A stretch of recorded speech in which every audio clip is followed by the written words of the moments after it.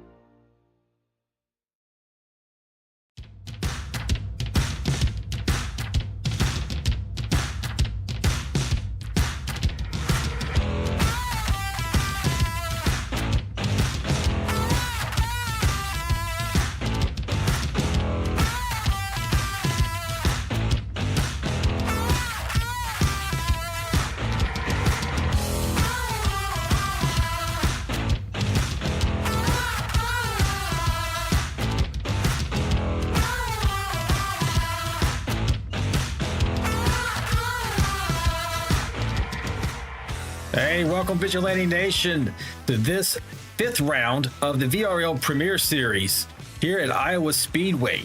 My name is Alan Vaught, along with Ricky Wittenberg here in the booth. We're going to be bringing you all the excitement and racing action here tonight, and we're going to get started with some session details. All right, folks, tonight we have 177 laps. That equates to 150 miles here at Iowa. We have a limit of fuel at 60%. They do have 4 sets of tires over the wall. That means 4 over the wall plus the set they start the race on for 5 total. There are no fast repairs for this event. The incident limit is set at 25 and 6. And as always, cautions and lucky dogs and waiver rounds are managed by iRacing. Your current championship leader remains the 89 truck of Craig Goodenough, currently sitting with 81 points. Your 3-time previous champion, Tim Pope, is now moved up into the second position at 77 points. And the rookie sensation, Chris Goins, in the 38 truck is 1 point behind him in third. When I say rookie, I don't necessarily mean rookie to racing, but rookie to this league, first full season with the Premiere Series for Chris. Additionally, let's get you some information on the weather. First of all, I got to get you over to the main event screen.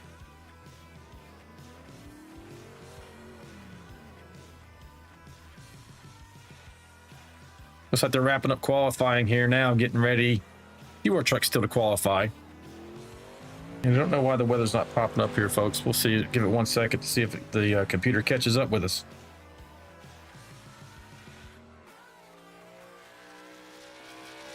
It does not appear. Overcast, Alan. 67 degrees, track temp 68, winds southeast 12 miles an hour.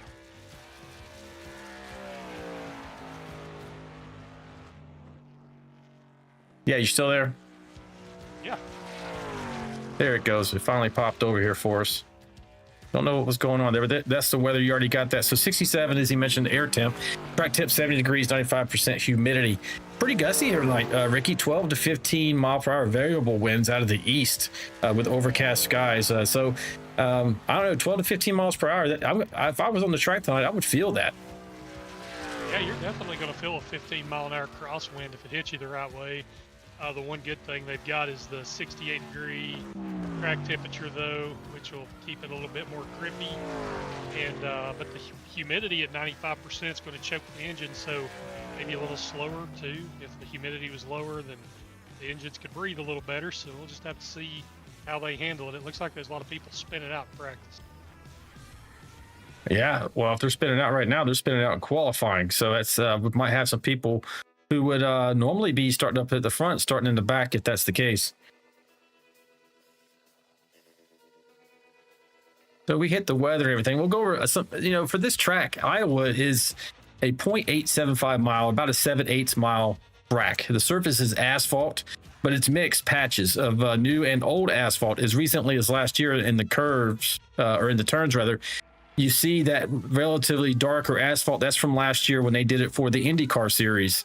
Now, the banking is progressive in the turns. You're looking at 12 to 14 degrees of banking. It's 10 degrees on the front stretch and 4 degrees on the back stretch. And this track is actually located in Newton, Iowa. That's just off I-80, about 30 miles east of Des Moines. And it opened back in 2006. It was designed actually by Hall of Famer Rusty Wallace. And one notable feature about the track is it has a 7-acre GPS planted cornfield that spells Iowa corn behind the backstretch, which is symbolic of the state's agricultural identity. Some additional traits on this track, like I mentioned, the progressive banking, that helps in make the racing more multi-lane, if you will. Multi-racing lines through the corners makes for a lot of excitement. They do have, like I mentioned, that mixed pavement makes for different textures, different grip levels. It's pretty intense, actually, considering how patched up this track is. I'm shocked that they haven't just done a complete repave here, Ricky.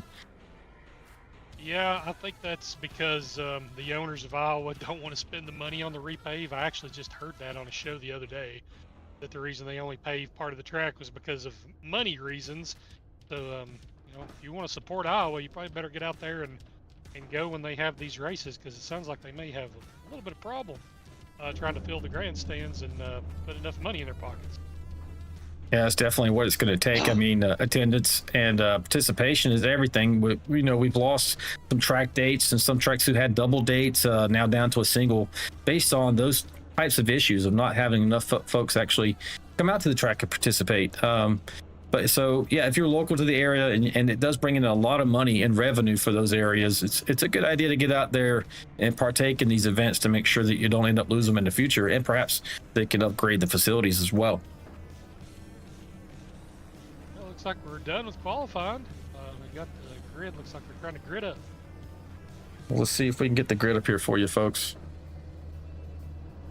All right, so on the pole tonight, Mr. Andy Player took pole position with Tim Pope in second, Derek Welch third, John McAdam fourth, Austin Paul in fifth, Dustin Eaton in sixth position, George Rincon in seventh, David Feit eighth, Kyle Vaught is in ninth position, Jeremiah Burke rounds out your top 10. You got Dylan Brown in 11th, Mike Adams in 12th, Craig Goodenough back at 13th, Colin Decker 14th, Jonathan Osborne, usually a really good qualifier, 15th, Dustin Wade 16th, Scott Rohde 17th, Josh Bittner 18th, Mike Everidge 19th, and Tom Parrish rounds out the top 20. So you got Chris Goins in 21st, Tony Benfield 22nd, John Schoenbachler in 23rd, Kevin Hunt 24th, John Gallagher 25th, Deion Jones in 26th, 27th is Andrew Cawthon, 28th is Scott Milner, 29th Sean McDonald, 30th is Greg Dobson, and I'll just finish this off here, Ricky. 31st is Jack Dixon, 32nd Trevor Robertson, 33rd Dave Mayberry, and I see Kelly Kill moving up there to 30th, so they're kind of doing some moving around the back here.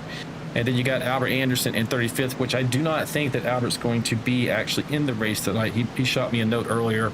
He was able to come in and basically start and park so he can get last position points for the season. He had some personal things he's taking care of. He put in the chat here, hey guys, sorry I missed the race tonight.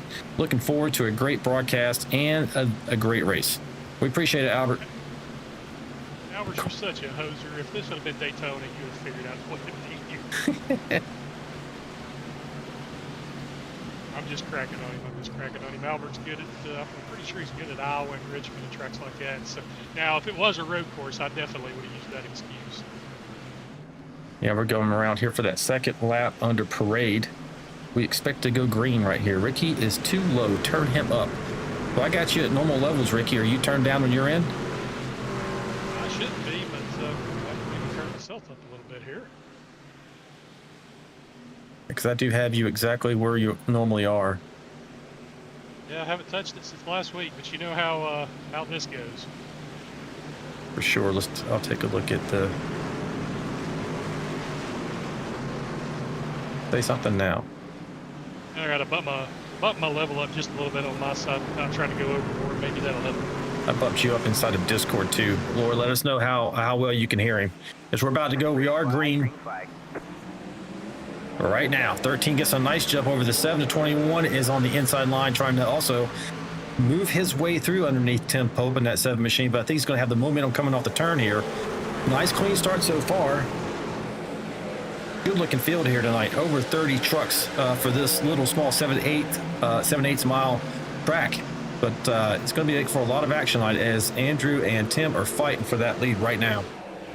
But they got a nice lead over third place there in Derek Welch. He should be able to catch them pretty quick here if they remain side by side.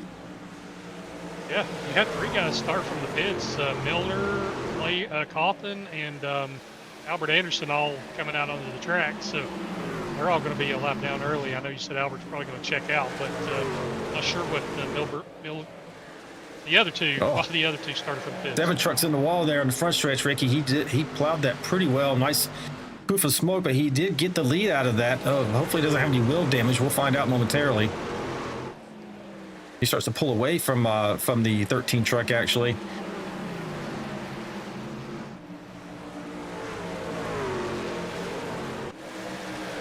And now you have a battle for second between the 21 of Derek Welch and the 13 of Andrew Player. Now, Player might just be playing this coy, making sure he's got some truck left at the end of this run. Yeah, Player, not known for qualifying up front all the time. He's usually more methodical and works his way up, but him starting up front gives him the ability to kind of pace himself a little more than normal.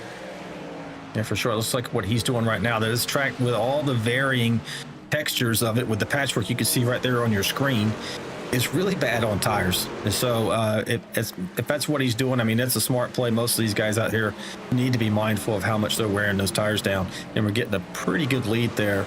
About 0.87 seconds over second between Pope and Welch, and 1.8 back to Player. See if we can go back into the field here and make a run through all of the early stages here. Albert apparently is not on the track. So we'll start with Andrew Cawthon. We do have 9 onboard cameras here for you tonight, folks, for some of the drivers. And Mr. Cawthon is one of those drivers. We'll get that pulled up here as well. Actually, no, I forgot. He actually turned his camera off because he had some internet issues. But anyway, so we're riding on board right now with the 10 truck out of Bartow, Florida, Mr. Andrew Cawthon, currently running in the 34th position. As we move forward, that pushed me way forward, actually. Let's go to the next truck. Is Scott Milner. He's in 33rd, down 5 positions from where he started this evening. He's racing out of Pittsburgh, Indiana.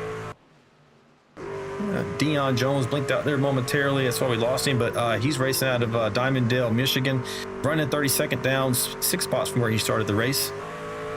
Now we're on board with Mr. Greg Dobson. He's racing he's one of our many Canadian drivers. We got 3 racing out of Canada here tonight. See if I can get a look at his truck, because I know I have a camera for him. For those Dobson Dion fans Jones out there. Plow on the infield, but he doesn't wreck. Well, no, maybe he's going to. I don't know if he's going to wreck or not. He saved it twice. Actually, I don't know why, but Dobson's camera is not coming up. Let's see if we can rectify that right now. Takes 2 seconds for you. And there we go. He was kind of joking at the camera angle. You could count the nose hairs that he has from that angle down there whenever he logged on tonight. So yeah, he's racing out of Canada there for us, New Market, Ontario, Canada. Been with us since the beginning. Currently, he is running in the 31st position, down 1 spot from where he started this evening. Moving forward to John Schoenbachler. He is running in down 7 spots from where he started in 30th tonight right now, out of Louisville, Kentucky. Jack Dixon is up 2 spots from where he started. He's in 29th. That's our second of 3 Canadian drivers we have, and Jack is actually racing out of Mitchell, Ontario, Canada, and he's a real world driver up there in Canada. Moving forward to up 7 spots already is Kelly Kill, one of our mainstay drivers. He has an onboard camera racing out of Oshkosh, Wisconsin. Did a good looking immersive view from Kelly with 3 screens. Love the gloves he uses there, Dale Jr. Type gloves. Information screen up top. Now that's something I don't have, but I would love to have actually, just to keep attuned to all the information going on around me. Mike Everett spins into the infield, but no caution. He kind of done a half spin and caught it. So him and Deion Jones, the first two to plow that infield tonight. Probably not the last either. So now we're riding on board with Dave Mayberry in that 29 truck. He is up 8 positions from where he started this evening. And Dave likes to send us messages during the broadcast. He was catching a little bit of flack inside Discord before the race. And he's talking there about Elder Abuse Hotline, the I-29 help Dave. Okay. So he's all right, folks. He's safe. He's just, he was catching a little bit of ribbing inside of the Discord tonight. And moving on, next truck is up 4 positions. That's Sean McDonald. He's our 3rd Canadian, the 3rd of 3. He's in 25th position, racing out of Edmonton, Alberta, Canada. Up 3 spots I mentioned already. Doing a good job here tonight so far. Moving forward, that's the right direction. Kevin Hunt out of Danville, Virginia. He's in 24th position, right where he started. Then you're with Tom Barish out of Gulf Coast, Mississippi. He's down 3 positions from where he began the race. So kind of moving in the wrong direction. But again, he could be doing maybe like the 13, trying to save his stuff for later in the run. Mr. John Gallagher in that 123 truck. He's up 3 spots so far on the night. Running right there behind Trevor Robertson in that good-looking truck. What's the name of the company there? Ricky, I can't remember the name of the company. It's a Folgers throwback. D&D Graphics is what I was trying to think of. Oh, yeah, one of my trucks. Yeah, D&D truck. Kind of a new take on the old Folgers scheme. Yeah, it's a good-looking truck. I mean, I really do dig the fact that you kind of did a blending of 2 different historic trucks there. So moving forward to Stoney Benfield, he's up 2 spots already out of Albemarle, North Carolina. Got Roney. He's running out of Salt Lake City, Utah in the 19th position. And then I don't know if we got any Colin Decker fans out there in the chat, but he's running up or down 4 spots rather in the 18th position so far. And I actually have a camera for Colin as well tonight. So for all you Decker fans out there, you get a good look on the restarts. We might be able to actually catch some of his action on the shifter there. Cole Decker is out in the chat cheering on Colin Decker. We usually get like 2 or 3 Decker fans in there actually, most times. So moving forward, I mentioned earlier, Chris Goins is new to this league, not new to iRacing, racing out of Charlotte, North Carolina. He is up 4 positions, running in the 17th spot. Moving on to Dustin Wade in that 68 truck. Now, Dustin is running right where he started tonight in the 16th position. He is another onboard camera that we have. He's been running with us for a long time here in the Premiere Series. Message for everyone there in the broadcast. He says he's living someone else's dream. Well, I don't know how that's working out for him. All right, let's get over to Mr. George Rincon. He's recently moved from California. Now he's racing out of Cumming, Georgia. Right now, racing 8 positions down from where he started tonight in the 15th spot.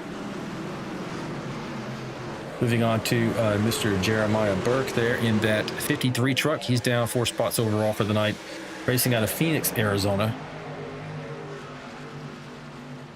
Now we have Mr. Dylan Bryant. First time I think we've had his camera as on board here, Ricky. He's racing out of Stem, North Carolina. And he has us a nice over-the-head kind of helmet view shot. I think him and Greg Goodenough actually moved his camera this week. So those two have that same perspective. Kind of a nice perspective to have the over-the-shot so you can see not only their view within the monitor, but also their real-world equipment that they're using for the race. Yeah, see how much wheel input he's putting into it and all that to see how he's having to fight that truck. Yep. You're not missing anything up front, folks. Tim Pope still has the lead. Derek Welch is in second, with Craig Goodenough actually moving now up to the third position. So moving on to Josh Bittner. Bittner's out of Hamburg, Pennsylvania. He's running up 7 spots from where he started in the 11th position. Right in front of him, you have Jonathan Osborne. He looks like he's sizing up the competition to make a couple of passes here. Looks like he's about to get around David Fite right there. They're pretty tight racing, as you can see there. One little slip and they could both end up into the fence. But so he's running up 5 spots, now 6 spots, just passing Fite, who's down 2, running 10th now. Moving on to Mike Adamson out of Sanford, Florida, in that 88 machine. He's up 4 spots from where he started in the 8th position tonight. Andy Player, your pole sitter, he's dropped down 6 spots, down to 7th. Still might be playing that long game there unless he scorched his tires a little bit. But yeah, racing out of Concord in New Hampshire. And for him as well, we do have cameras tonight. We have some of the cameras we haven't had yet most evenings that we broadcast, but we do have some good onboards this evening.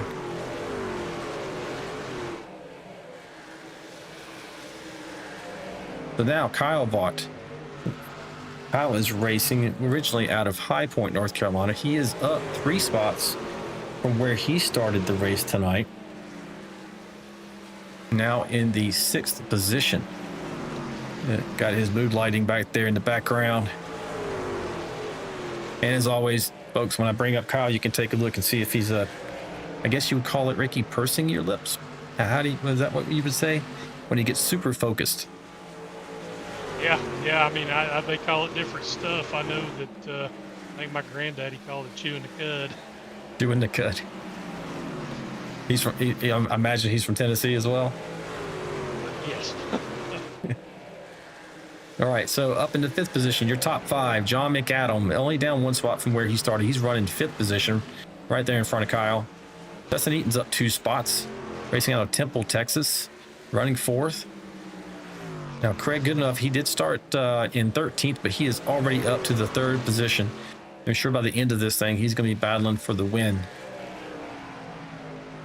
And then you have Derek Welch. Derek started in 3rd, is running 2nd, just behind Mr. Tim Pope, who's up here maintaining just over a 1 second advantage on 2nd position.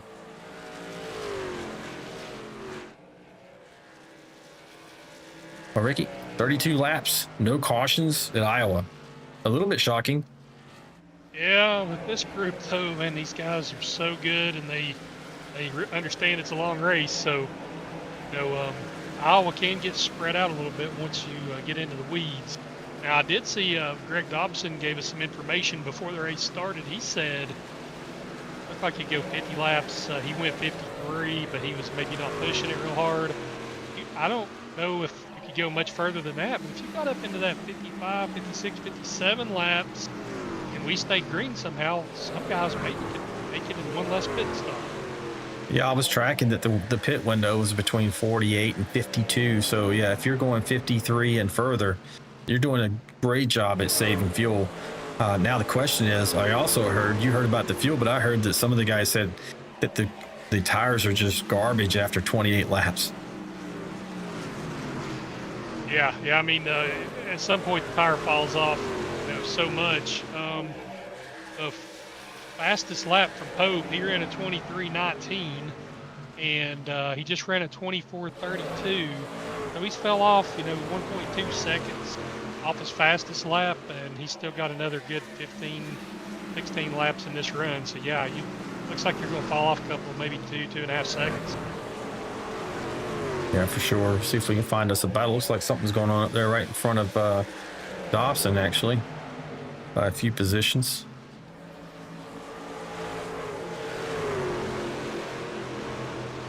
We've got Kelly Keel right there, along with Don Gallagher. It looks like the 10 truck of Cawthon get pretty racy. Take a look from behind here and see what we got going on. Oh yeah, pretty tight here between these two. Yeah, this patchwork that they have, I noticed in real life this past weekend when the Cup Series was there, is it's faded in pretty well compared to what it was last year. So what we see on our screen tonight is what it looked like just after the additional patchwork occurred. Oh, you see the one car, the 01 touches the wall there, goes down pretty suddenly. We'll see if he's got damage as he goes into turn 1 and 2. Because it doesn't take much now with these trucks. You contact that wall, and inevitably you come out with some wheel damage.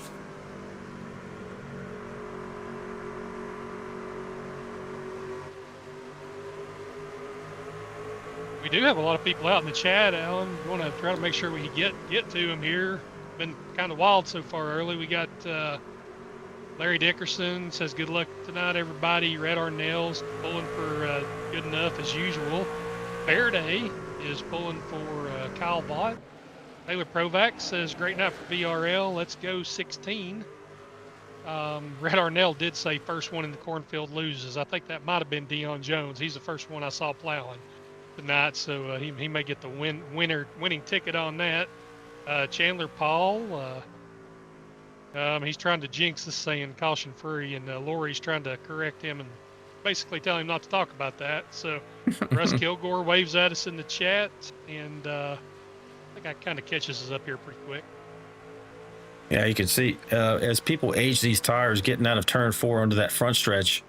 We just watched Greg Dobson, and if he didn't touch that wall, he had to be like paper thin there. So we're starting to see a significant amount of tire wear as we were 41 laps into this event. And they just get danger close to slapping that wall. I hope we don't end up. Caution. Oh, there it is.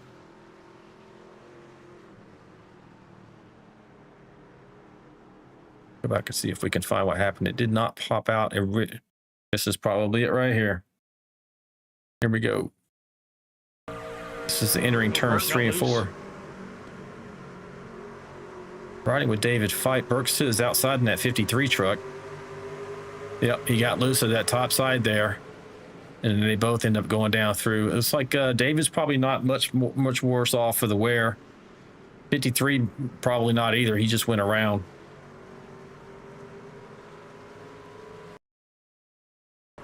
Yeah, that's more of the position loss than anything else. Burt he was dirt tracking it out of turn 4. He got really close to that inside retaining wall, but he did manage to get his truck rolling away from it before the end there. So neither of them experienced any damage, most likely, but the tires were pretty worn anyway. We're going to have pit stops now.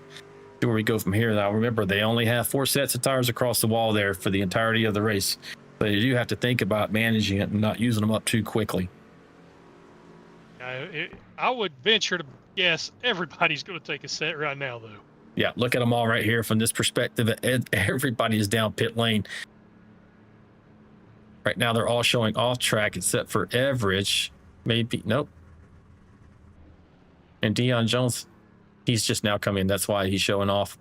Everyone else is on pit lane here. Race off. Looks like the 21 may have beat the 7 truck. So Welch got out before Pope did. So he will likely bring us back to green. Then Pope drops 1 position, and Craig Goodenough maintains status quo there in 3rd. Dustin Eaton is in 4th, and John McAdam is in 5th.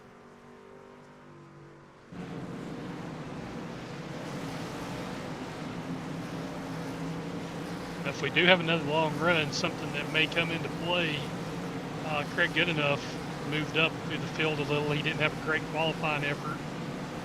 He was up to 3rd, and on a 10-lap average right before that caution came out, he was significantly faster than everybody else in the field. He was almost 0.8 of a second better on an average than everybody. Craig is definitely very fast here. He won Monday night's mock race, in fact. But let's see if we can actually, how many laps we got? We still got another lap before we go green here. But I'm not going to pull him up right now because it's pretty short pace laps here. Should have got him before this point. If we can take a look at Craig's perspective tonight. Riding on board with Craig Goodenough, that 89 truck. You see he's got a nice bird's eye view right over top of his rig looking down. You can see all of his real world equipment and his 3 monitor setup. That is all the input and information that he has at his fingertips. You'll notice a lot of folks run with gloves here. And if you're not familiar with iRacing, everyone now, you may wonder, hey, this is simulated racing. Why do you need gloves? I will tell you from my experience as well, your palms can get pretty sweaty, you know, over the course of a long race like we run here. It'll start also, the oils and everything from your hand can start deteriorating materials on your steering wheel. And you can also, it makes them a little more grippy over the course of a long race.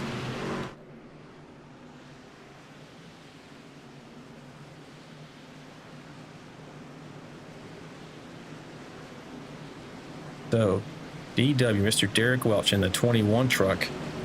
Usually have a camera for him, but we don't have one tonight.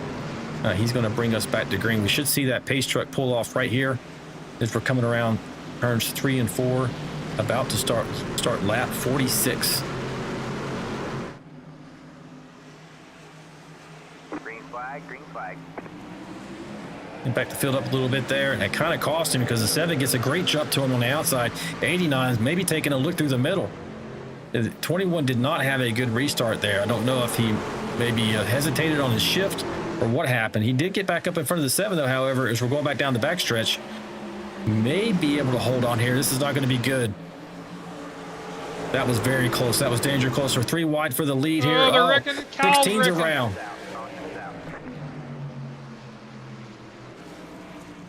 Oh, like a couple of the 8 truck is in the infield there. Don't see a lot of damage on him. We'll go back here and take a look and see what happened. Looked like Kyle got loose coming off the turn there.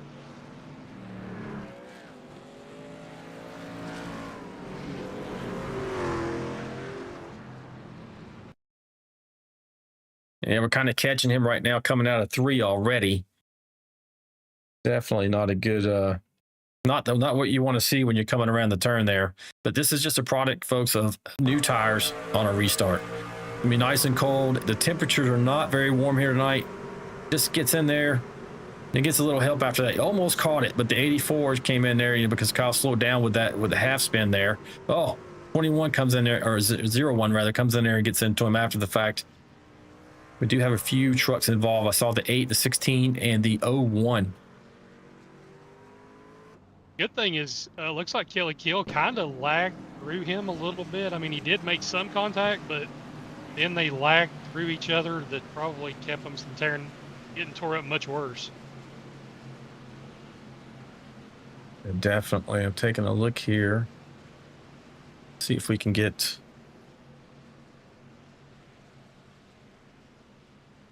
us a quick discussion. Hold on 1 second.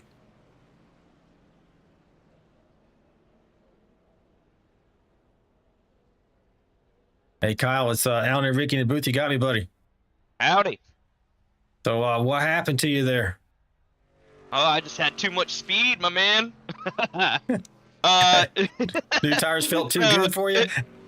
Yeah, well, they checked up in front of me more than I anticipated, and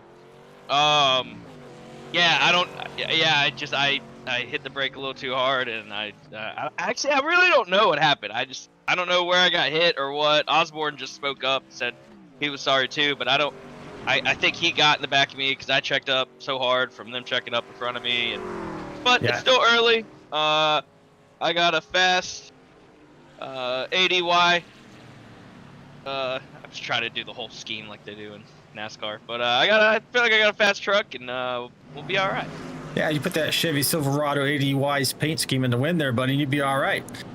Yeah, I think so. Yeah, we saw you got sideways. You got a little tag there when you checked up, but you had it saved, man. And then the 84, he just couldn't avoid you and just kind of nicked you, and that's what sent you on around. Otherwise, you would have had it saved. Maybe would have touched the wall, but I don't think so. Yeah, it's all good. We still a long race, and like I said, I feel really good. Like I was it 5th for a minute, I think. That was a little crazy. But then I got to figure out what I'm doing. I'm wearing my tires out real quick because then the guys I had passed started to catch up to me. That's just the experience part. They're a lot faster than me in the long run. So I'm gonna try to be a little bit easier here now that I'm in the back and make my way back up. All right, buddy, we're gonna let you go. You guys are going back green. Thanks for talking to us, and good luck. Absolutely. Y'all have a good night. Yep. All right, that's Kyle Vaught in the ADY. That's one of your drivers, Ricky. Yep. He'll get back out there and do some things. I know he'll work his way back toward the front. Cat, we do have Analia Tovar in there now. Elise Zoller going for Gones. Red Arnell says for a solid donation to his daughter's college fund, the 89 could have power issues. So just throwing it out there. If somebody wants to, he's a neighbor. Good enough, may lose his power. Yes. I think he's the neighbor. Yeah. He is. Yeah, and Craig's going to bring us back to the green here. He's the control truck, and he takes off. We are back underway. Great jump for him, pulling away from that 21 and that 7 of Derek Welch and Tim Pope. Now they're side by side for second. 7 is going to come out on top of that battle. 14 is back there lying in wait, looking to size up the competition as well. 89, if they let him get away here, Ricky, he's going to check out on them if it's anything like Monday night. Yeah, I wasn't here on Monday night, but sounds like that Good Enough's got it all together. Oh, another caution. Nope, that's going to be John Gallagher, looks like. Take a look at that. Another quick caution here.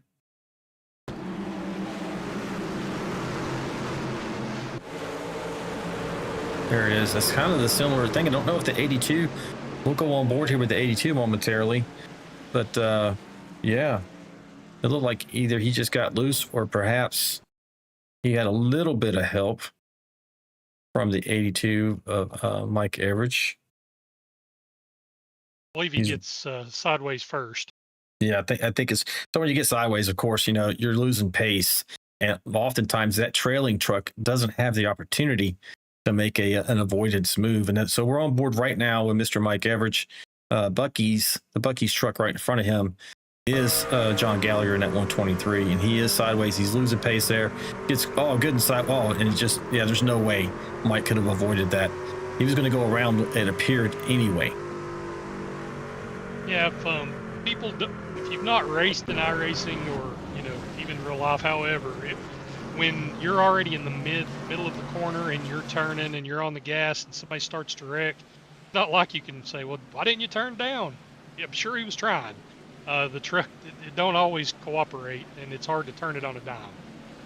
Yeah, that is for sure. See if we can get maybe a word in with that 82 truck, actually.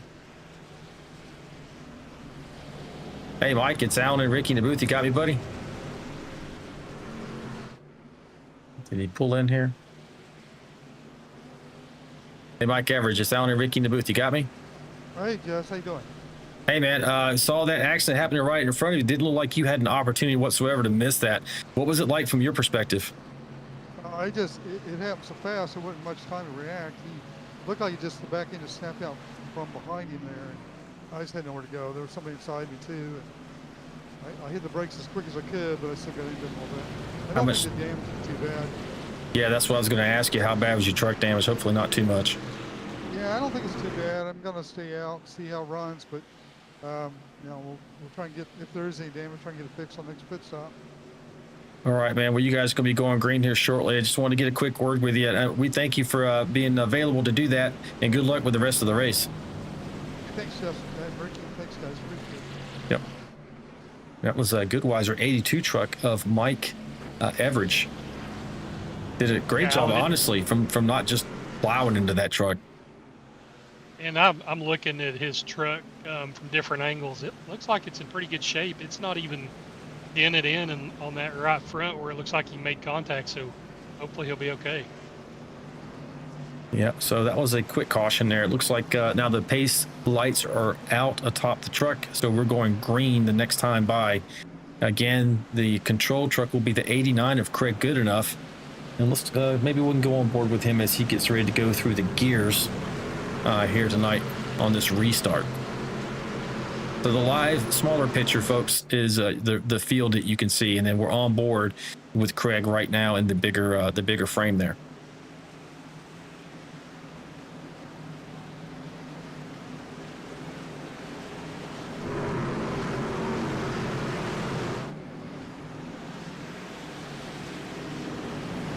You see that pace truck pull out from in front of his view there momentarily. There it goes. Now he is the control truck once he gets into the restart zone. Green, green, green. Which is one hell of an advantage. As he takes off, we are back under a green. You can see he gets an incredible launch, already moved up to the outside to open up the corner, going down into turns 1 and 2. We're just going to stay on board with him for this lap or so. You can see how he's running the line and how much movement you're going to see in his wheel, and maybe correction both for a loose and tight condition, because it can go from one to the other really fast. Like he's pretty stable though, Ricky.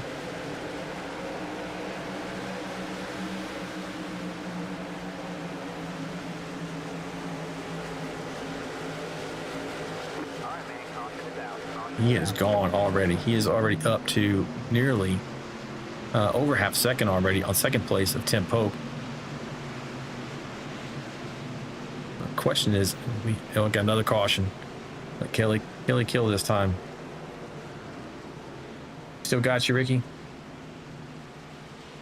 Yep, and I know what's wrong with my microphone. I'm about to fix it. Oh, I might have to turn you down. And on the Discord, rather, because it might be really loud. Put you back at 100% then, which is where I had you. There we go.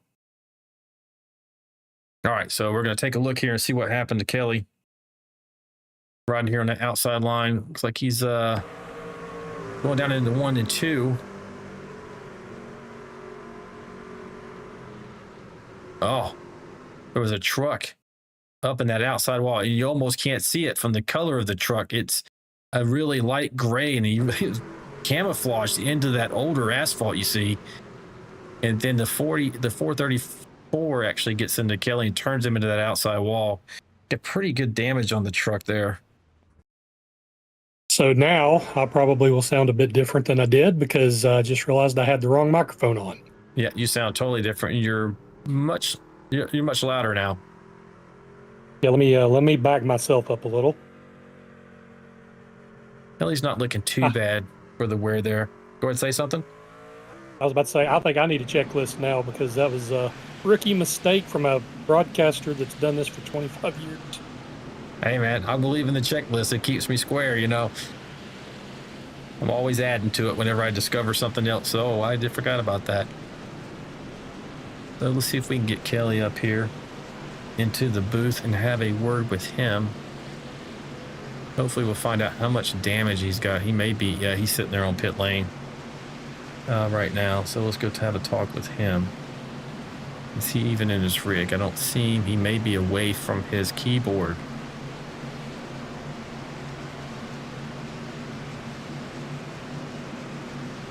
Hey, Kelly, it's Alan and Ricky in the booth, buddy. You got me. I got you. Oh, yeah. Tough call there, man. Looks like you got hit in the rear end and turned into the outside wall. How bad's the damage? Yeah, I got about a minute. I'm down to about 45 seconds right now. So it was the left front, from what I could tell. Not for sure what happened. I checked up there, and I think somebody from behind spun me after the caution was out. So, yeah, kind of disappointing. But we'll get the truck fixed. See what we can do. Yeah, it didn't look too terribly bad. Hopefully it drives well once you get those repairs done that you have. There was a truck in that outside line that was like a light gray truck, and he just blended in with the old surface too. I didn't even notice him at first as you guys were coming through there, which is likely why the checkup occurred in front of you. Oh, okay. Yeah, I didn't even see that. Yeah, it was interesting. But anyway, hey man, good luck to you. Hopefully your truck is okay, and we look forward to talking to you soon. Yeah, thanks a lot. See you guys. Yeah, man. All right, that's the 01 of Kelly Kill. We're going to go back. Single file restart. The admin has decided to go with, since we've had a little bit of a rash of cautions here. Yeah, had a long green run, and now the cautions have been coming into play. Go back to the chat here. Not Pomp Chef or Chef cheering on Mike Adamson tonight. Looks like Taylor Provac says much better, Ricky. Thank you. Sorry. You buy a microphone for this specific reason, then don't use the microphone. That's not the smartest thing in the world. And Josh Bittner says, does anybody have a bedpan that he can borrow? No, but Albert does have a Gatorade bottle. So you weren't using the correct mic at all? No, I had it on, but it was through Discord. It was using the incorrect microphone. So here we go. We're back under green. Nice jump there from the 89 truck. 7 is not really letting me take off too far. but it is a tremendous advantage to be able to be the control truck entering that restart zone. You see a little bit more of a battle back here for third place between the 14 truck of Dustin Eaton and the 21 of Derek Welch. I thought there might have been an attempt at a pass there, but it looks like 14 maybe pulling a little bit on the 21. Single file restart to try and get some green flag laps in here, folks. We had a nice green flag run at the beginning, but as Darrell Waltrip used to always say, and probably a lot of other people, cautions breed cautions, and that's exactly what we saw here after the initial caution. I think we went, what, 40 some laps there, Ricky, without a caution at the beginning? Yeah, and then we have some. Dion Jones just spun out there on that restart, but I guess iRacing didn't flag it because I did not bring out a caution.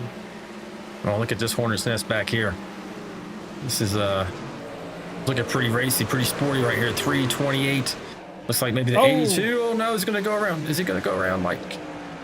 He saved it. Excellent save for Mike there. He was all but wrecked coming out of that turn.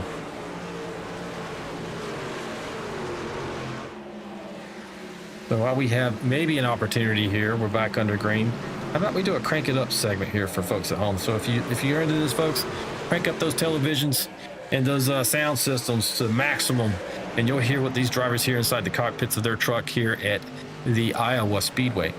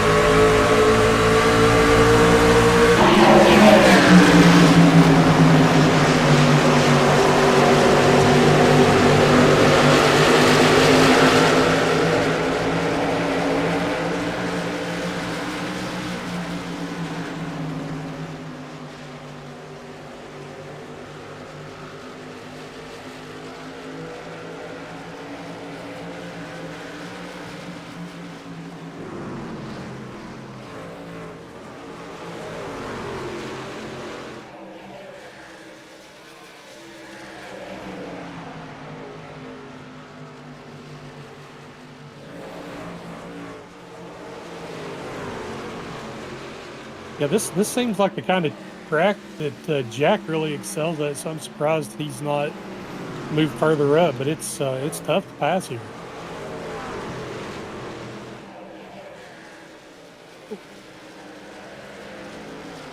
Oh.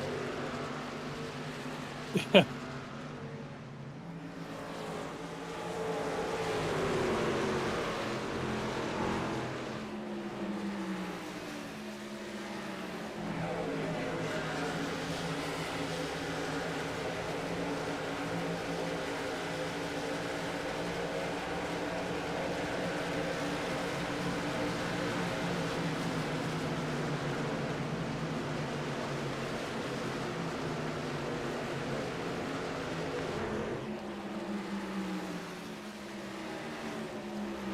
Yeah, we've got Amanda Wade says, let's go 68. Love a top 10.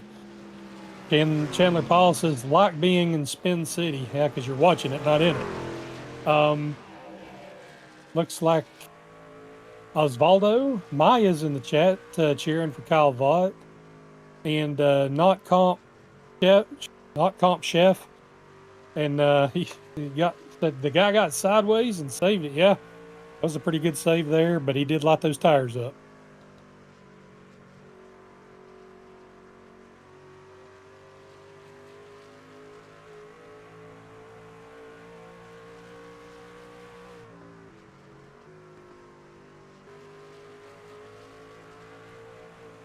Oh, and he.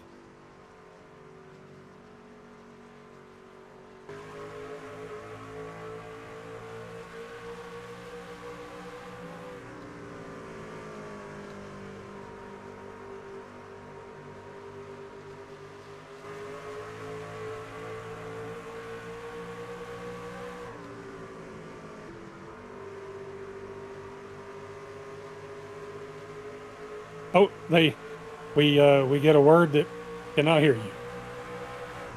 I can hear you, yes. So if they can't hear you, I'm not sure what it is. Okay, here we go. The 10 truck racing out of Bartow, running in 25th position. 24th position is the 48 truck of Jack Dixon, also out of Canada. Kyle Vaught, he had to spin earlier. Unfortunately, he was running top 10, top 5 at one point. Now he's back to 23rd, and this is such a hard place to go forward at once you get back there in traffic. 22nd is Jeremiah Burke. 21st position is the George Rincon, that 28 machine. Goodweiser Racing Team. John Schoenbachler is up 3 spots in the 20th position. DW, Derek Welch, man, he was up there racing for the lead. Now he's back to 19th. I don't know what happened with him. He got sideways out of turn 4 right as you went to go into the crank it up and almost crashed, went through the grass, but caught it, so it put him way back. All right, that's great. That's why we have 2 broadcasters, folks. One of us looking at one thing, the other one looking at the other end. So, yeah, I'm shocked to see him down here. So he'll probably make his way forward, but he's may need some help to get back up there in contention to win this race. He's trying to make a move right now on Dave Mayberry in that 29 truck. Dave's actually up 16 positions on the night so far. He's racing out of Tucson, and it looks like the 21 will get around him most likely here as they head down into turns 1 and 2.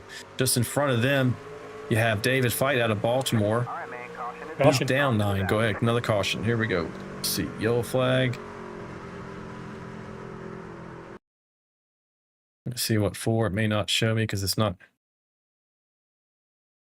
Kelly Kill. Was it Kelly?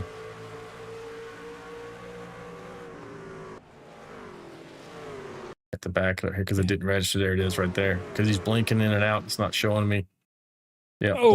blinks there. There it goes. Oh, and he gets nailed. Can't tell what happened. Looks like because he's blinking, folks. I think he touched the wall. We'll just let it play right here. And that knocks him down to the infield. Tries to save it. Gets back up into the traffic line, and 434 is there. Yeah, that's one of those that you're like, oh, God, I saved it, and then bang. I guess I didn't save it. Everyone's heading down pit lane now. We are currently sitting at 85 laps out of 177. I'm sure they'd be happy to get some field goods on that truck. You have Warren Brothers Racing in the chat, says Iowa repave question mark. Guess that happened in one of the recent updates. Yes, sir, it did. Yeah, that's from last year. I don't know when they actually updated it in the service, Ricky, but I do remember the purpose of it was perhaps twofold. The first race I think that was here on the new pavement was IndyCar oval race, and then the Cup Series came to town. So that was all last year. In fact, when you looked at this year's race, I noticed at least that the sun had already bleached out that new asphalt, and it blended a lot more into the old pavement. Yeah, it looked totally different already in a year, and they did do it for the Indy cars because it was too bumpy. for them to be safely racing. It's incredible to me where some of the places that IndyCar goes to race ovals. I think they were also at the what's the St. Louis track? They were out there, and that just seems way too tiny as well. Yeah, Gateway.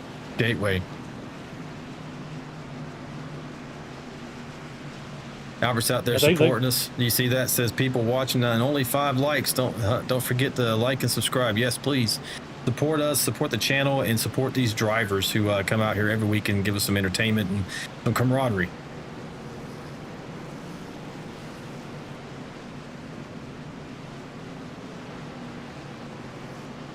This will be an interesting restart because Burke and Dixon have stayed out. They're going to have 25 laps on their tires. And if we go back to double file, it's going to be hard. Somebody's probably going to be making it 3 wide relatively fast. Yeah, we got one more lap before we go green here. Let's pick somebody to go on board with as we go this restart. Let's go with Colin Decker. He's currently running 13th. Excuse me, and we do have an onboard camera for Colin. So we're able to watch him starting from the middle of the field. It looks like the race admin is allowing this to go back to double file. We did have a pretty good green flag run in there.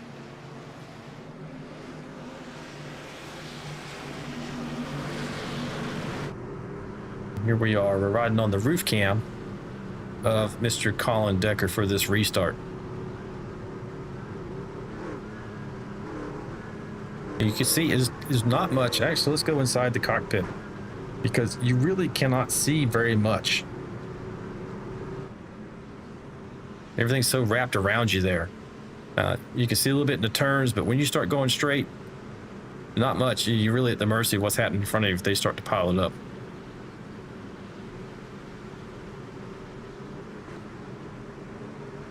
Green flag. All right, we're back to green here as we're going to watch him go through here. Looks like he's not using his shifter anymore. Maybe he's using the shifter on the steering wheel itself. Jeremiah is still up front. We'll go back up there and take a look. He was able to get out there and maintain that lead. Oh, this is really getting close. Who else stayed out with him? Dixon did. He's up high there. You can see he's really suffering with those old tires. You're probably going to see the same start to happen at 53. Caution. Oh, that's Dave Mayberry.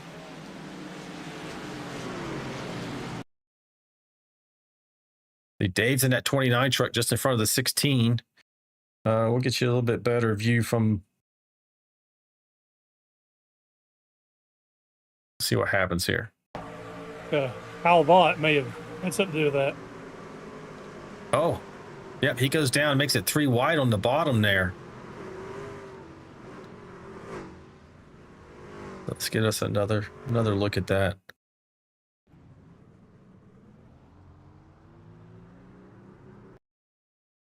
Where's Kyle running right now? Go ahead. I was gonna say Kyle with his arch nemesis Mayberry. He just used John Schoenbachler as the pick.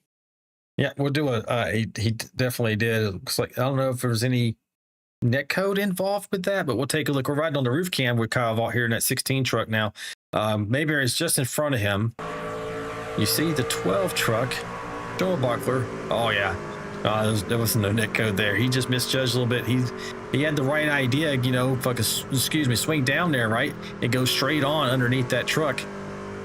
But yeah, that's what he was thinking. If I could just swing down just enough, and he just clipped him. It's unfortunate. Yeah, Schoenbachler was an innocent bystander in that as well.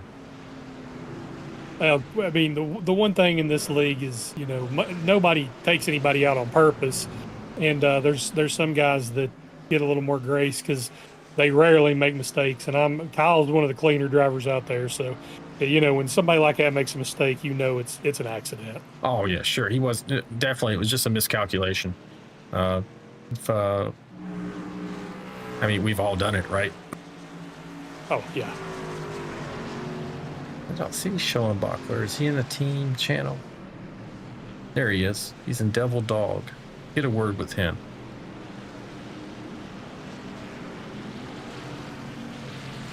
Hey, Mr. Schoenbachler, it's Alan and Ricky in the booth. You got me, buddy? Yeah, man, I got you. Hey, man. Feels like you were an unfortunate bystander in that incident. How did it look from your position? Yeah, I think a lot of people pushing too quick here. We still got 86 laps. I'm just trying to be there at the end. That's all. Yeah, long way to go. How do you feel like you're racing the track tonight? You feel like you're fast, able to get up there and contend for this win? You're usually one of those drivers that shows up at the end, like, kind of remind me of Kevin Harvick. Where did that guy come from? Yeah, I'm still trying to get this the grasp of the track, but I'm getting faster and faster, but everybody else is getting faster and faster too. So I'll try to do everything I can to be there at the end. All right, buddy. You got any questions for him there, Ricky? We got one more lap before we go green. No, it's just a good-looking truck there you got. I know this is kind of a tough track to handle. I'm sure there's going to be a lot more carnage. Just, you know, if you dodge the wrecks, I'm sure you'll get right back up in it. Yeah, man. No love lost, man. Great race. Looks like you got a fan in the chat there, Jake the Snake. Says, John's great. Come back. Begin now. Go 12. Just so you know. There we go. You got fans out there pulling for you. Thank you for talking to us. We'll let you get back to it. You're about to go green. Good luck, buddy. All right. Thanks, man. Yep. Yeah, he always seems to show up at the end of these races, Ricky. I really like, man, where did he come from? Always fast, always consistent, very methodical. And make sure he's there at the end, if at all possible, if he's not taken out by somebody else. Yeah, I don't know how much he practices or anything, but he reminds me of these guys that jump in these races with no practice, and then by the end of the race, they've got really fast because they figured it out. That's what he puts me in the mind of. Somebody that maybe don't practice a lot, but he figures it out as he goes. Yeah, for sure. As you can see, Jeremiah Burke is still up here. He's going to start on the outside line there. He'll kind of jump to 7, gets we're about to go green here. And we're our green. Great jump. 51 follows him through. 53 is just at a disadvantage right now. It looks like the 89 is going to size him up, get around him in turns 1 and 2. Just look at the difference between those, would you say, 20 lap more or 15 lap more tires that they have on the tread, rather? It's incredible. It's 25. 25. That's, you can just see the difference. He is, look at first, second, and third, and where Jeremiah is now. He's just really hoping to be able to hold on to this here and settle in. Now, I don't know if there's a point that they go equalized. I imagine there is, but it's not going to be for a little bit. No, I don't think they will, but what Jack and Jeremiah Burke both have to try to do is just weather the storm, ride it out. They know they're going to go to the back, but what they're banking on is having that extra set of tires at the end of the race, maybe, you know, that everybody else won't have. We're sitting here riding on board with Austin Paul out of Mount Washington, Kentucky. And just look at this mess in front of him. He's got the 88. Man, the 80 is way high up there in the turn. I don't think he intended to do that. 21's trying to come on strong here. Also, the one of Fight, David Fight, trying to get in this action. This is a hornet's nest I would not want to be in, this type of track, because it just takes one slight miscalculation, as we saw for that last incident, and you're both in the wall. This is like a pack at Daytona or Talladega, except it's a short track and they're beating on each other. That's a little hornet's nest there. You know, nearly 3 wide there with the 84, the 13 truck. And it looks like maybe, is that the, yep, that's the 6, I think, or the 82. 82. The 123, oh, you see Austin Paul's a little sideways in that 3. He gathers it back up just in time not to go around. Losing a ton of positions, though. At least 4 or 5 right there, and also scorched his tires just a bit. And when you do that, it really does light your tires up. It takes a couple laps to come back around, but what usually happens is you light your tires up, you get mad because you've lost 5 or 6 spots, and then you try to drive harder, and then it just kind of compounds the problem. Oh, but we got a crash. No caution yet. Mike Everidge. He must have been completely off the track. We're going to go take a quick look at that. Here's Mike. Right there in the 82 truck under the 84. Oh, it gets loose. Just like we saw Austin Paul in that 3.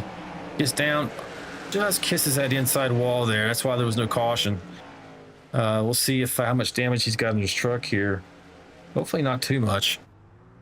That's probably about eight or 9 trucks that we've seen do that tonight out of turn 4, where you're trying to hold it down and you just lose control. It's like hitting a banana peel. Yeah, you can see he crunched up the front end pretty good. It's not terrible, especially for a short track, but he has lost so much ground. It looks like the leader's just behind him there. Just we're gonna go back live, see how he's running. We're back on board with Jack again. No less intense than when we left it just a moment ago.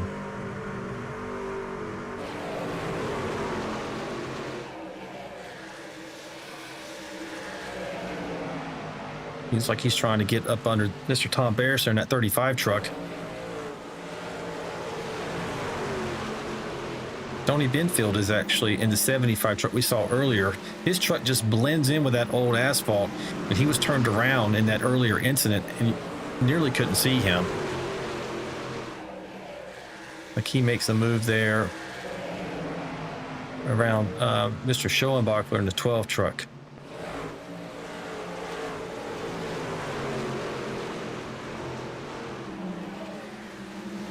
Moves a little forward here. We see Kyle Vaught taking it 3 wide there. 28's on the outside and 1 in the middle. That's an uncomfortable position you don't want to be in. Like he's going to be able to get a 2 for within a lap here, perhaps. I don't know. 28 is a tough pass to make no matter what venue we're at.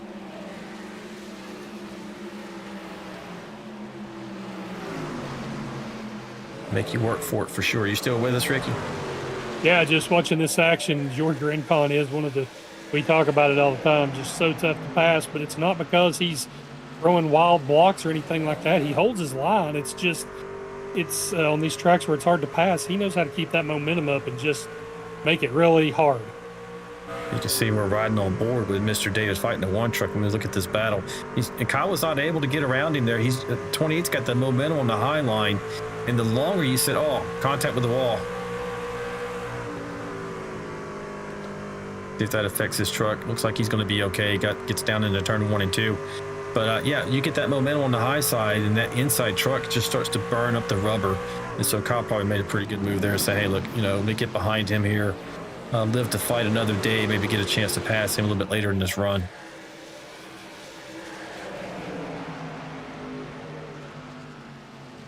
I give a call out to Jonathan Osborne. He's moved up from his starting spot. Like I said, he usually qualifies really good, but he was kind of mid-pack there, and he's up to 4th. He looks like he's got or 5th, pretty solid run going. I saw his sister, Ashley, out in the chat supporting Jonathan here tonight. Yeah, for sure. He's running that kind of throwback-looking scheme like a tide ride. But I think he has somebody else on there. Let me see if we can tell who that is.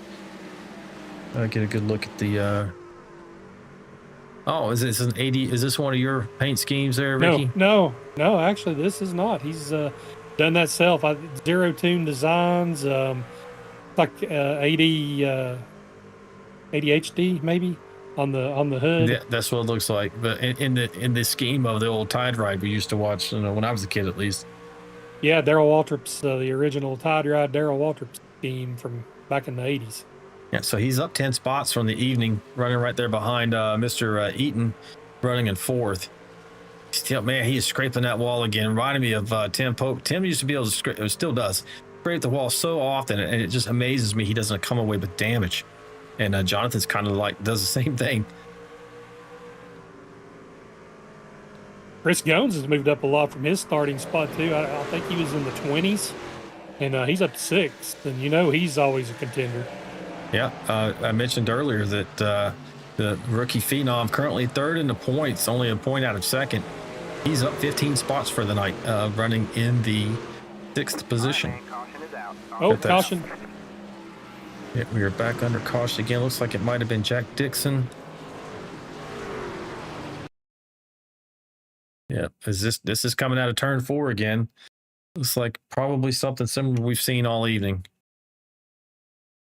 He's on the outside. I think that's Sony Benfield there. Oh, a little netcode action with a blinking truck, maybe of the 10. See the 10 blinking there, and suddenly we see the 48 going around. That's probably just connection issue. Unfortunately for both those drivers, end up getting caught in it. He didn't hit anything super hard, so it should be able to continue.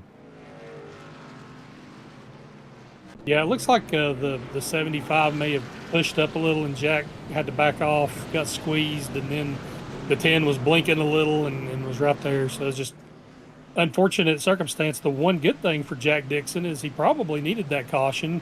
I don't think it tore his truck up too much, and now he's going to get those tires. Yeah, for sure. And then we were also looking at the 53 at one point. Burke fell to 16th, 17th maybe. Could have been a lot worse. He's on pit lane, actually. That's why he's dropping more.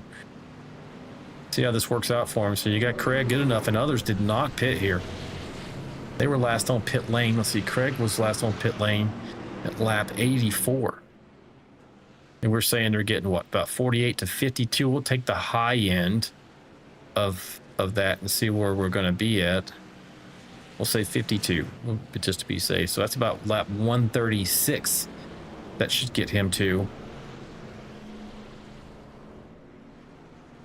Which should get him through the race. So one more stop for your leader, the 89, it appears. Now, the interesting thing is if we somehow stay green, these guys that just took tires, they're going to mow down those guys that didn't. And some of these guys that didn't take tires are the guys that have been really fast all night. So really going to shake things up. Yeah, and so we're looking at in those leaders that did not pit. You're talking Craig Goodenough, Tim Pope, Dylan Bryant, Dustin Eaton, Jonathan Osborne. Then we go all the way down to Tom Barish in 15. So your top 15 right now were all last on pit lane on lap 84. So they're banking on more cautions and only having to make one more stop. And if they're getting about, we'll call it 52, they might be able to, with some tire savings, maybe get a little bit more than that during the race.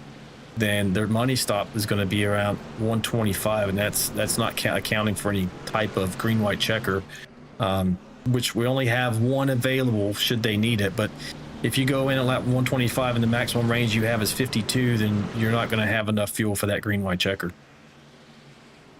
Yeah, not sure how this is going to play out. I believe these guys that did just take tires, though, Bittner may be the first one out on the fresher tires. Him, Dustin Wade, Adamson, Rincon, Burke. Those guys, if they can work through the field, they should be able to come through pretty quickly. This might work out for them. Yeah, I mean, they're still going to be short, but if they can go up forward and run away with it, or if they catch a caution and can go in with everyone, that might really work out for them. You're looking at Bittner, you're right, he was the last or the first one in on freshest tires. You got Dustin Wade, Mike Adamson, Burke, George Rincon, David Fight, all these guys basically from that point back all the way down to about 27th of Stony Benfield.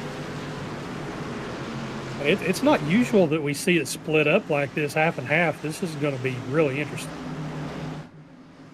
You see the pace truck is off and onto pit lane there. Craig Goodenough has control of the field. Green flag, green flag. And he's launching, so we're back under green. Gets a great launch. You see a lot of tire spin out of that 7 truck on the outside. Tremendous tire. Now the 14 is going to try to take advantage, go down and follow the 51 through turn 2, perhaps.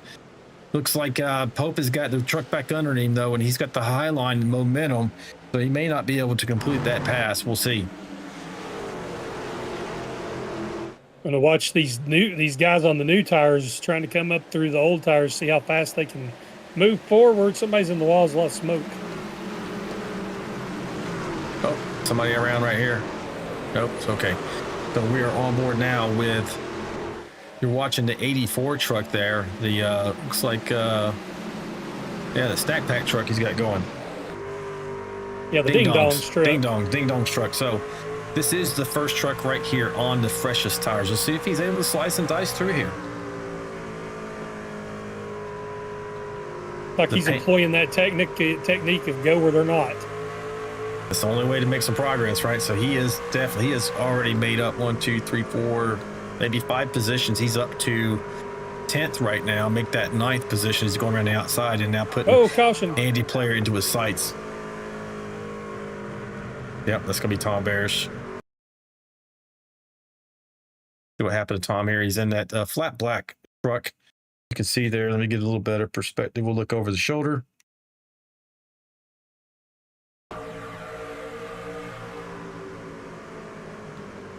Just a little loose as he's getting in there. A little love tap from the 28. 35 probably lost a little bit of momentum as he got loose in the entering the turn. Yeah, that's just unfortunate. No ill intent there, just a racing incident. See how bad. Let's take a look at his front end. He's not too bad off considering he nosed it into the wall, Ricky. Oh, now we got the leaders pitting, Alan. So those guys that pitted that last caution, they're going to stay out. They're only going to have 4 laps on their tires. 4 laps will mean something, but these other guys are still going to have to get back by all those other the guys that had just pitted. And they're going to be in the danger zone too. So I mean, you're going in is lap 120. They're at right now. We're going to max distance at 172. So they still perhaps cannot make it from here. They're going to be 5 laps short of making it should we go green, or if they try to stay out and get that track position back, and all the while trying to make their way forward in the hornet's nest. Now let's see which guys come back in with 1 to green. There'll probably be some that will try to employ the save as much gas as possible strategy, just in case there's not a caution. There's a chance they could stretch it. I don't know. I mean, that's a lot to ask for, but it's not impossible. Yeah, for sure. You see old Craig there working the button box, putting in the calculations, probably doing the math in his head, but he's checking different things as far as can I make it? I didn't see him go back in there to top off though. So apparently, or he might wait 1 more lap, because that's what you want to do, is just duck in right before you go back to green.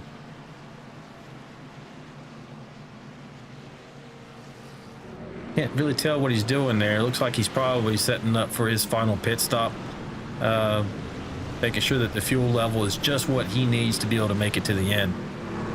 He may be cutting his truck off and on with a button and killing the engine to try to save a little more gas. Yeah, you see him clutching there as well. Maybe this is not the camera angle he wanted to give us, but that's the one we have, folks, and that's awesome for us. Get a chance to take a look on the inside. He is clutching it, and you're right, he's killing the ignition to save that fuel.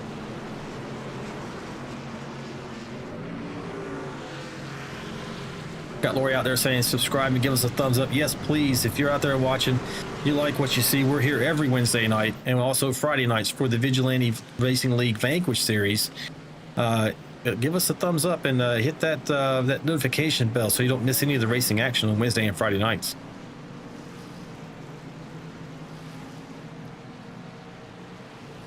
All right, we're getting ready to go back. We can see he was saving fuel there. Back up here, Josh has control of the race. Once we get ready to go back green, Mike Adams is alongside him. Jeremiah Burke and Dustin Wade make up your first 2 rows. Should be interesting. Tony Benfield did come in and top off with 1 to go. He's still on the lead lap. He's the only one that's tried this. Man, he's gonna be really close if he sits back and maybe tries to save that fuel. There's an art form to it, especially trying to be fast at the same time. We were way off the pace truck. I don't know what's going on here. He's in now. Here we go. Green, green, green. You see the 84 truck take off, gets a nice advantage on that outside line. 53 is going to try to follow him through and maybe keep the 88 down so he can't track out. Oh, they get together a little bit. Don't know if they traded a little bit of paint. Oh, there's a wreck behind him. Dion Jones. And there it goes. Yep, looks like it's not too terrible. It looked really bad momentarily there. Let's take a look.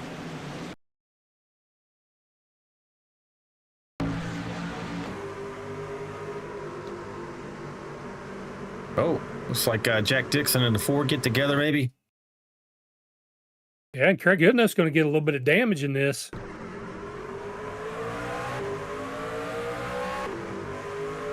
Get us a nose cam here. On board with Jack Dixon.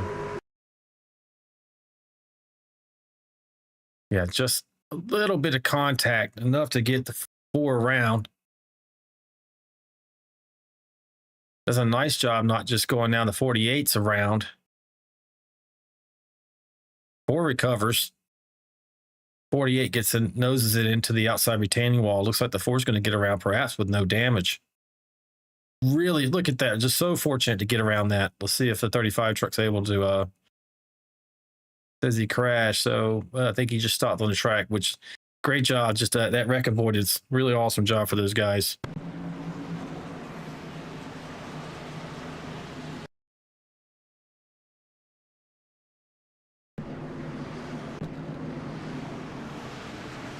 Benfield is the only one that looks like he's coming in on this pit stop.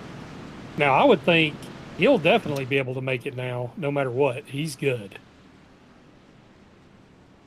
Yeah, he's sitting here. We're working lap 125, coming to 26. That's going to get him to, 177 exactly. Now, that doesn't afford him much wiggle room should we have a green-white checker, but hey, you got to try something. It's really hard to pass here. He's buried in the pack. This might be his opportunity, if not to win, to at least get a better finish out of this evening. Yeah, I'm looking at Craig Goodenough's spoiler cam here. The chase cam shows his back end. It's crinkled up pretty good. He's going to have some aero issues.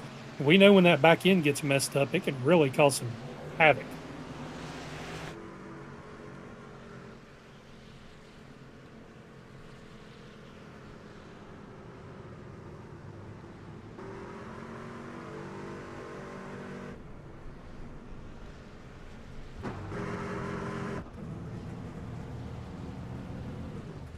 I think you may have muted yourself, Alan.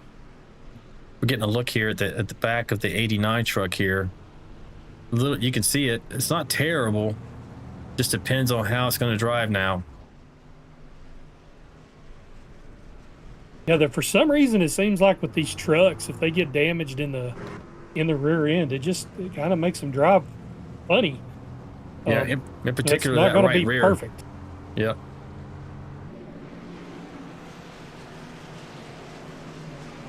Well, we'll see what he does from here. He's currently running in the 9th position. He is the most forward.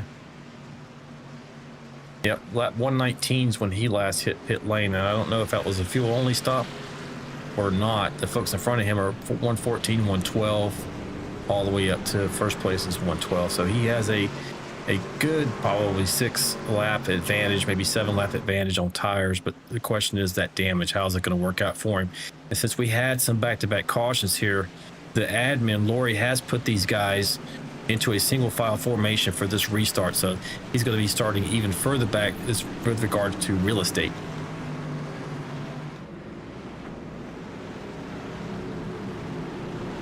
So the start is back with Mr. Bittner in that 84 machine. He's the control truck. As he takes off, we are back under green. Mike Adamson's running there in the 2nd position. Jeremiah Burke in 3rd. Rounding up top 4 is Dustin Wade. We haven't really seen much of Dustin Wade tonight. See what he's got for these front runners.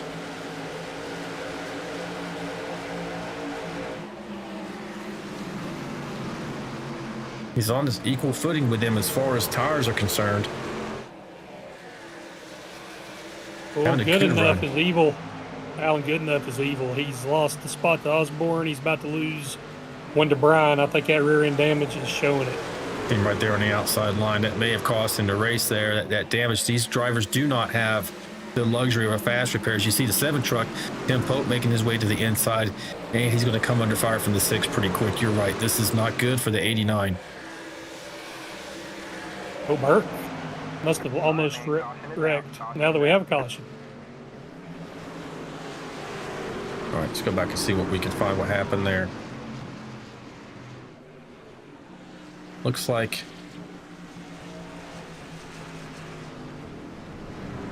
Dion Jones wrecks, John McAdam wrecks. See, I have indication here that Dion and Andrew Koth, and here's Andy Player doesn't hit anything, so that's good for him. Let's take a look and see what happened with Dion. Another loose condition. I mean, these guys, I'm assuming they're towards the back. They probably just went and got those fresh tires. And it's a cold track tonight, folks. And it's the same thing coming out of turn 4. You see another truck up forward of him there in the grass. So that's exactly what went down. Yeah, everybody losing it out of that turn 4. It's just a tough transition. Very treacherous. And you do see Craig has dropped now to the 14th position. Yeah, you can see pretty good indication of the damage there as he went by. It looks like he got the center line pushed in pretty well, which affected the spoiler too. He's going to go in, probably get some of this damage repaired. Now, Dion Jones, he had that left rear damage kind of like Goodenough, so maybe that was before he spun out. So I think that was making his truck a little evil. Got Chan the man out there saying, okay, maybe I don't like the spin city now. This is too many spins. Yeah, I agree, man. What else we got in the chat there, Ricky? Yeah, looks like Dickerson's still out here in the chat. Says he looks forward to being back this Friday night. He's going to be racing in the Vanquish Series. Chandler had said that was a hard hit, and I think he was talking about when Burt got in the wall a little bit earlier. So that's kind of where we're at. Lori said that, okay, so Jake the Snake is Jacob Alicia, and the Warren Brothers Racing Alliance would be Chris Warren. So that's the two out there cheering for Schoenbachler.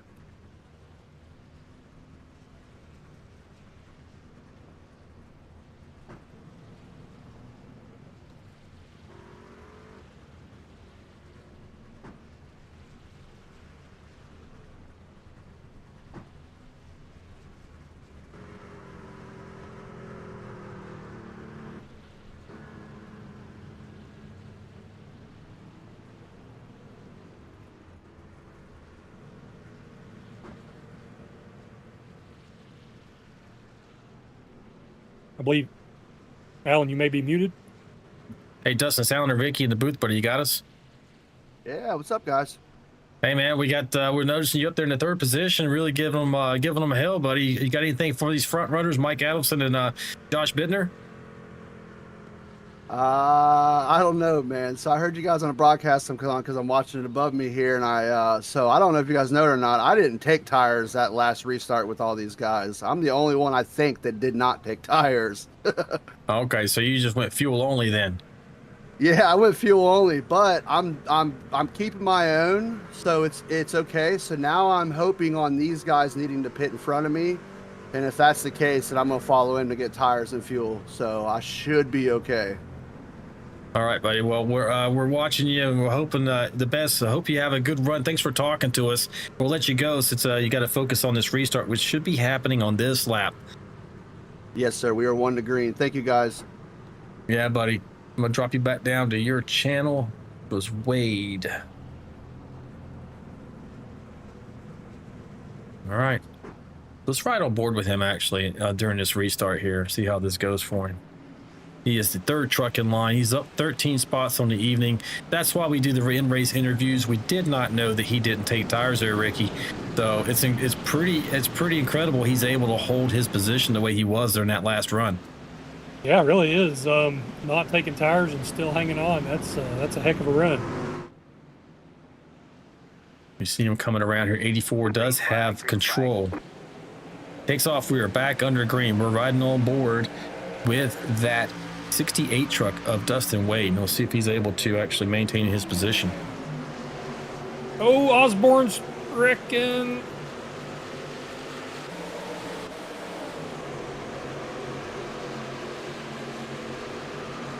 No caution. Kept it under the line, so that's going to set him back and probably cost him a good finish tonight. Get back up here with Wade. I mean, look, he's not even getting pressured from behind there. He is really in a nice sweet spot. Don't know without the tires he's going to be able to go up and challenge for this win here. But he's looking pretty good from where he's running.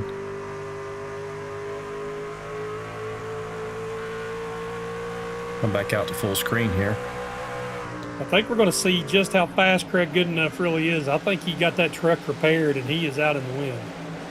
He definitely had no choice because he was going nothing but backwards. He's probably lucky. I would say he is lucky.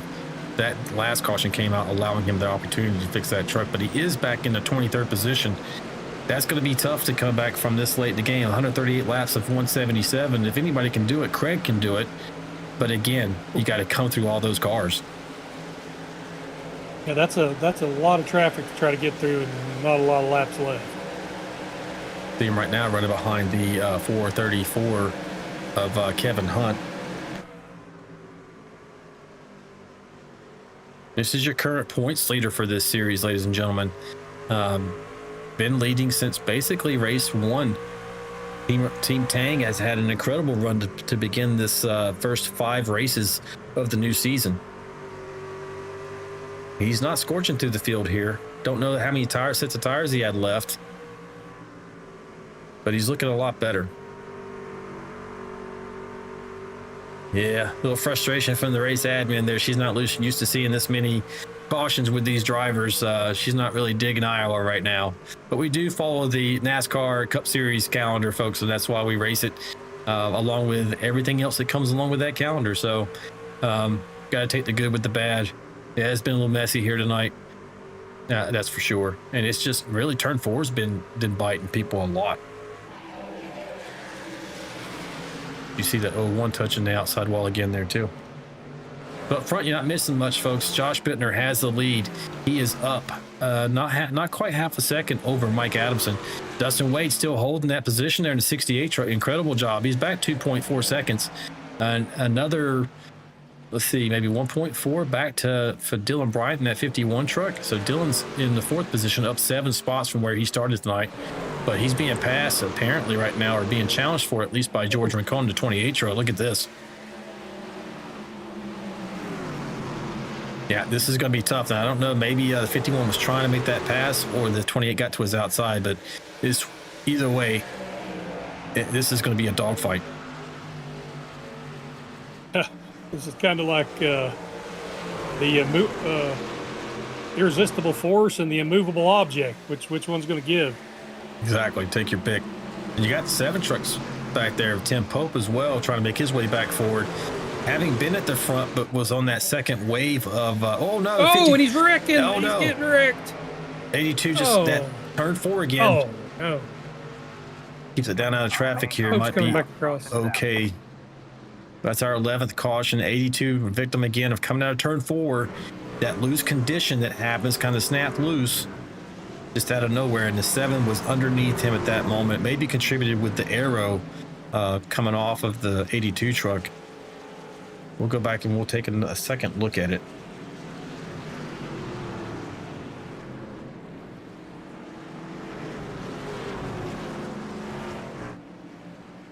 The Pope's going to have a pretty significant amount of damage to repair. Yeah, so we're looking from the back here. The 7 truck of Tim Pope is underneath the 82 here. We'll just kind of slow this down a bit. You see the 82 is coming up out of the turn here, the different grip levels, comes off of that new pavement. That's what I've been seeing a lot. When you come transition off that new pavement, it just kicks that rear end out. 7, nowhere to go. Backs it into that inside retaining wall. I think, Ricky, that's going to be some pretty good damage on him. Going to take some time to fix that, and not many laps to do it in. Yeah, and it's that right rear where it seems to be worse. But you're right about the pavement. I think what it is that transition where you lose that much grip coming out of the corner all of a sudden, and it's just jerking those trucks around. Yeah, you can see that right rear. That's probably the worst spot you want to have damage on this truck, at least from my racing experience out there. I had a truck once, I had barely any damage to the right rear, and it was almost undrivable. Tim's on pit road now. Looks like he's trying to get affect those repairs. It's going to take him a bit. Taking tires right now. Yep. Yeah, if he's got a set, you might as well use them with only 30 laps to go. Yeah, time to go, right? Yeah, he's just going to be riding around out there for points because he hit hard enough to where he's probably got several minutes of repairs. See if we get a word with him real quick. Hey, Tim, it's Alan and Ricky the booth. You got me, buddy? Tim Pope, you there, buddy?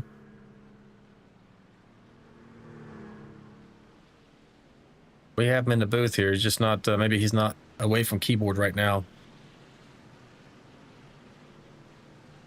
Won't be able to get a word with him. Yeah, he may be away from the keyboard because he's still sitting in the pits and went a lap down. Yeah.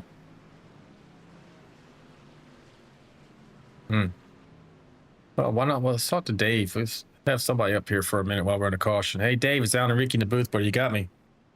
Hey, what's up, Jess? How's your race going tonight, buddy? Well, a relative of yours kind of caused a little bit of some complication tonight. Lori did something? What'd she do? No.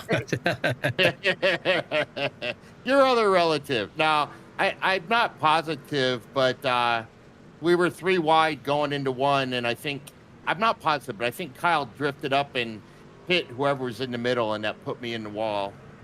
So I don't know if you guys can see me. I've been driving up beside Kyle and revving my engine, showing him my displeasure. I'm just messing with him. Your camera's glitching a little bit there, but we can see you changed your sign there to Kyle Vaught's getting a penalty. So Yes, sir.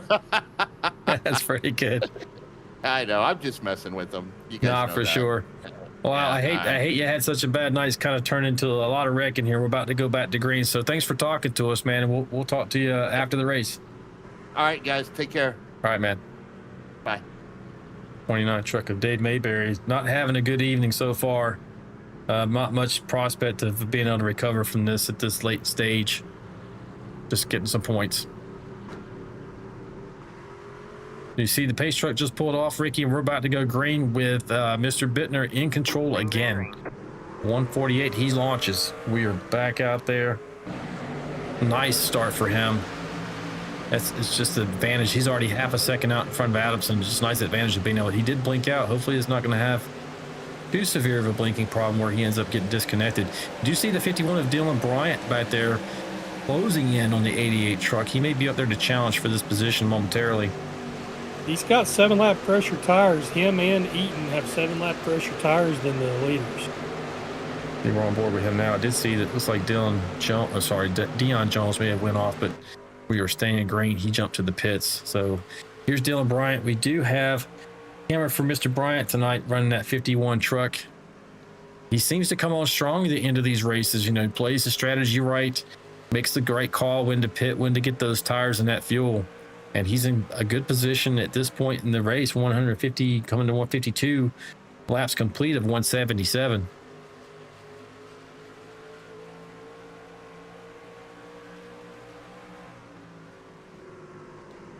That Superman truck not having very much challenge from the back. Dustin Eaton and Chris Gomes looks like they're racing each other pretty hard for that 4th position. Oh, Osborne head on into the wall with Mayberry. Big Yellow wreck. flag out. Mayberry crashed.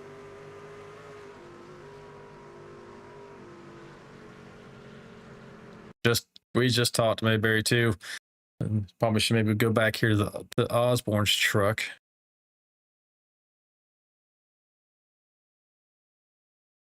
Take a look from his roof cam. Here we go. So Mayberry's up high in that 29. The red and white machine you see there. The Osborne's way to the bottom. One gets a little loose. Oh, probably 29 got loose and then came down and right hooked. Yep. Ended up right hooking him there. He jumped the cushion. Sure did. Just comes around on him.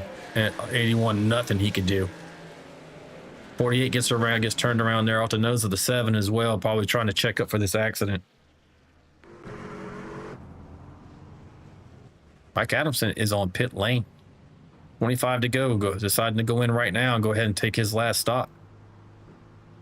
As we mentioned, these guys were in on 112. Dylan Bryant was 119. So we say 112. We were approximating that they had 52 laps of fuel. That's 164. That's short of the distance to achieve. So by heading in now with 24 laps to go, he is definitely good to go for the end of the race.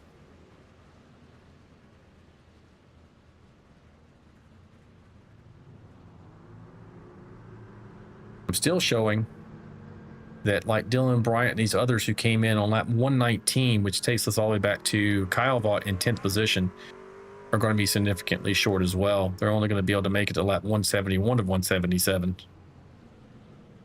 That's a lot of saving. I don't know how you save that many laps. Well, no, we've had enough caution laps where, you know, it's almost at a short track, 3 or 4 laps to 1 that you save. So, you know, with this many cautions, they may be okay. I'm looking at Stoney Benfield in the 11th position. He was last on pit lane at 126. He can definitely make it to the end. Maybe not for the, you know, for necessarily if we have a green-white checker, but he can definitely make it to advertised distance, and then you have other trucks like Derek Welch and Craig Goodenough sitting there 13th and 14th, winning on lap 131. Jeremiah Burke on 132. They may be in the catbird seat if these guys start to maybe struggle on their tires or start to run out of fuel. Yeah, there's people on all kinds of different tire strategies. I mean, Benfield looks like he's only 28 laps. Derek Welch 2 positions behind him. Him and Goodenough for 23 laps. Then you've got a couple positions behind them, McAdam and Wade, only 9 laps. So if they would get some green flag racing, those guys could come up through there. Yeah, you're preaching to the choir, Lori. She said, yeah, I see the Discord lighten up with some memes. And in the chat there, though, we see Warren Brothers Racing Alliance. He said, hey, still not horrible since most of the field is on the lead lap. Just good competitive racing, says he loves it. Here is where the green flag to the end happens, the final 30. Hey, man, from your text to God's ears, we'll see if it happens that way. Let me get back up forward here. Go ahead. Problem now is everybody's pushing as hard as they can. Everybody's on different tire strategies. And for some reason, that turn 4 transition, it doesn't matter how much rubber it's taken, it's not going to get any better. It kind of is what it is. Yeah, and I just been noticing it's like as soon as you kind of come off of that new pavement, you hit the old, which makes sense. You got grip, no grip. So it's been in that turn in particular. 1 and 2 seems to be fine. That's that 4th turn. It seems to be nailing people, and they end up, luckily, they don't have that inside retaining while we're getting ready to go green here. We're back underway. 22 laps to go, folks. See if we can get on board here with Mr. Dylan Bryant. He's in that 2nd position following the 84 truck of Josh Bittner. See right there, even on his screen, he's trying to track down the Ding Dong's machine, going to the inside, see if he can make the turn here. Get Dustin Eaton lying in wait there in 3rd position in that 14 truck.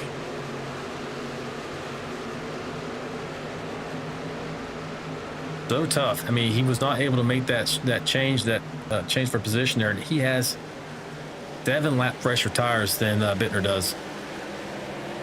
Yeah, but of those 7 laps, I think a few of them were under caution, so it's probably more like 3 or 4 laps of actually green flag racing, but that's still enough at a track like this to make a difference because Josh is getting sideways.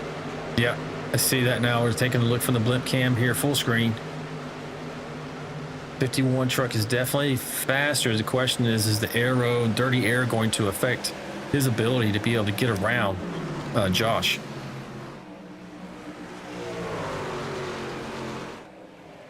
Oh, look at the 84 off the turn. 51 got 51. I don't know if he reacted or if he got loose as well. I think they both just got loose. They're running as hard as they possibly can.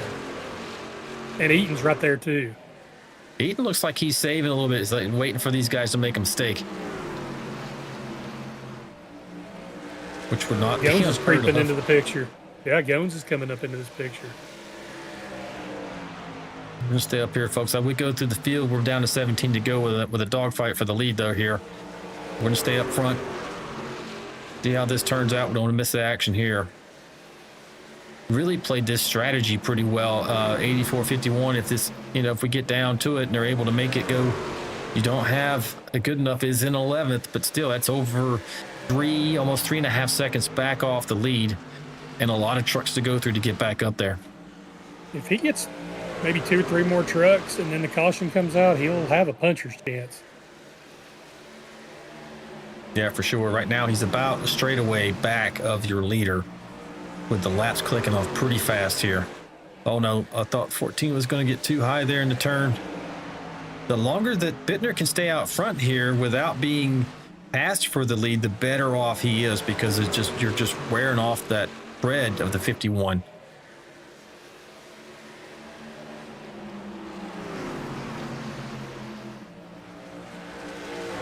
Oh, I don't know if Josh missed the bottom or it was just a little bit tight. He almost let Bryant under him. He sure did. You see, not Comp Chef. Caution. Caution. And as you mentioned, that's Craig Goodenough is involved in that, though. Oh, no. According to what I just see here, let's take a look. Yeah, he's definitely involved. Look at that. Just gets loose off of that same turn Went back around on him now. Does he get tore up? Oh yeah, he definitely gets. Oh, right here, right at the end. 7 truck gets into him. 2 of your front runners earlier, we talked about this, making that pit stop, and now you're back in the hornet's nest, and this is the kind of stuff that can happen. And you have no choice, but it's just all the risks that you incur. Anyways, about to read not comp chef's post there. He says, I don't know if Adamson usually pits this late, but I hope he really can come back through and hit the win. Good luck, brother. I got to go to sleep now. So apparently he's just throwing his good luck at the 88 truck and going to have to hit the hay early day tomorrow. Hey, thanks for tuning in tonight, though, buddy. We appreciate you. I know the admin is probably not happy with these cautions, but I'll tell you one driver that's very happy. That would be Josh Bittner. Because if the more cautions they have and the more laps they click off here, the better chance he's got to maybe pull this off. Yeah, for sure. And then you've got 2 of those fast hot runners, Tim Pope and Craig Goodenough, actually involved in that incident. I'm sure he's feeling a little bit more relief too. Now, he does have the 51 and the 14 and the 38 right behind him. And I don't know if they're saving a little bit or not, but it's going to be on this restart, as we're going to be nearly, if not right at 10 to go. Yeah, and those 3 trucks all do have less laps on their tires, for sure. It may only be 3 or 4 laps of green flag racing, but they still have less laps. Yeah, this is our 13th caution on the evening. This is not normal. This is not something that you see in the Vigilante Racing League. It is a product, in my mind, Ricky, of this pavement that we have here tonight, because we haven't seen, super aggressive, overly aggressive moves by these drivers. We've seen self-spins for the most part out of turn 4. Yeah, and we've raced at Iowa plenty of times in the VRL, and never. I know we've had some cautions, but never this many trucks snap loose. It's a product of this new pavement. That's what it is. Yes, Lori's correct. Not happy, Ricky. Putting her message up on the screen there. So, folks, I don't know if I mentioned it earlier. You've been seeing it all evening. But the admin, Lori, she has the ability to jack into the matrix and put any message that she wants on the screen there. She helps us out sometimes. Sometimes she gets on us for something that we're not doing correct. So we're always kept straight by Lori. We appreciate her and everything she does for this league and all of our drivers. And she likes to see hard green flag racing. She really doesn't like these caution fests. But again, tonight, I think we have to be a little forgiving given the circumstances. Cold temperatures here tonight in Iowa and that different track surface. We've seen it time and again. As you come off that little bit of a spire right there, you see out of turn 4, it seems to be that sudden drop in grip that's really catching these drivers off guard. Alan, one thing that I just noticed, Josh Bittner just crossed 55 laps on this set of, not just the set of tires, but the gas. 55 laps. And we've still got about 10 laps of green flag racing. I don't know if he's got enough gas. That's what I was talking about before, but, like you mentioned, factoring in all these cautions. Is this going to be the difference? It is about a 3 to 4 to 1, but that's still, it's going to be probably pretty close. Pretty close. If we go green for the last 10 laps, we might see a problem there. If you can't save gas, not when you're the leader. Not when he's got Brian Eaton right there on his tail on fresher tires and enough fuel to make it to the end. Most likely, they came in on 119. Now, 7 more laps than he has, and we're 10 laps out. So, as we're watching him now, on board with the 51 truck of Dylan Bryant. Let's see how this goes. 84 gets a nice jump on the restart there. He sees this as his chance to win a race. He's going to go for it. I don't imagine he is going to pit. He's just do the best he can to stay out front. Save that gas if he can. Dylan Bryant is on him, though. You see he's going to the inside here right now. Let's see if he can make this pass. Same thing he did on the last restart. Oh, they're going to get together.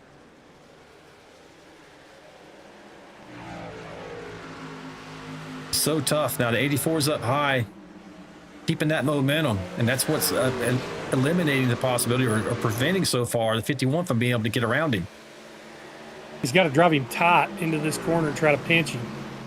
51's getting on, it's by inches here. He's getting on those. He's going to be clear. He's going to do a slide job. He is around. You see the 84 still not giving up, though.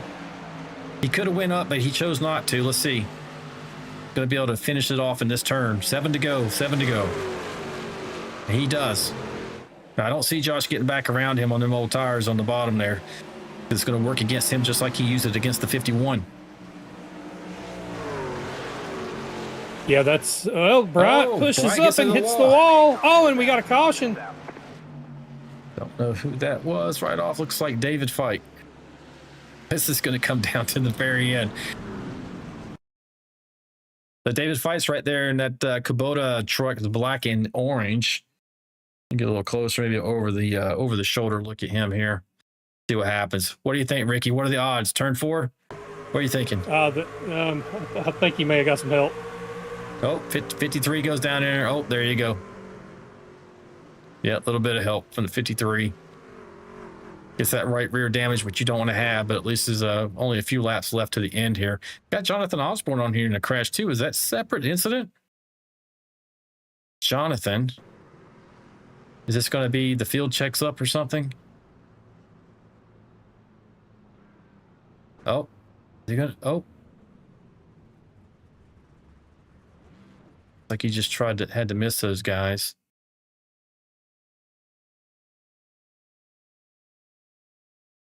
Okay, that's what that was.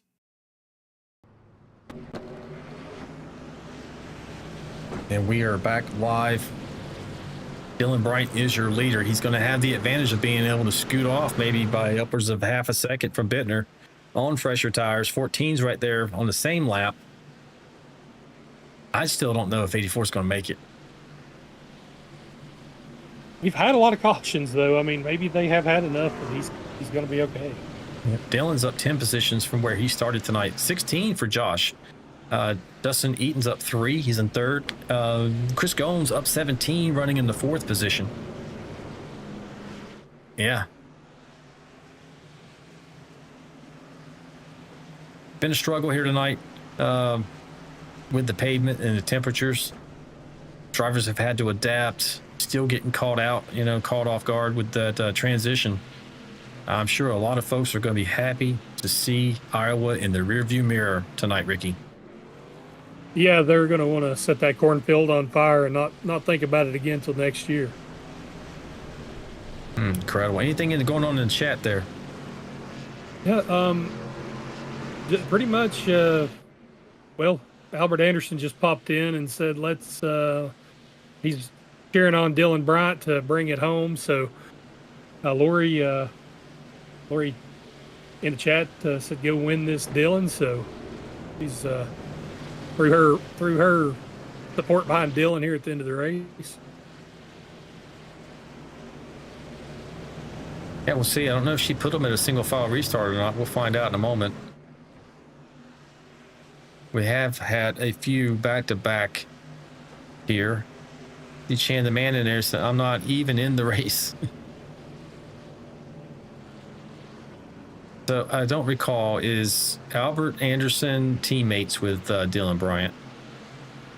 Or maybe they used to be teammates, yeah, I don't recall. They were teammates, yeah. I don't know if they are again now, but they definitely used to be teammates. I believe they are again, actually, yes. We are single file for this last restart, folks. And this should be a green-white checker. What lap are we on? Laps 174. No, not quite. We're this coming. Is a natural green-white checker, so if there's a wreck, we'll have one we'll more. Have another. We'll see the pace truck pop off here right in a second, coming out of 3, going into 4. Control of the race is back with the Superman truck of Dylan Bryant at 51. Let's see if we're able to hold off for 2 laps and bring this thing home. He gets a nice jump on the 84 Bittner there. Again, like he's out to a 0.4, probably by 0.5 by the time he gets out of 1 and 2. So far, so good, folks. We are green. We get around another half lap. This is going to be an official race.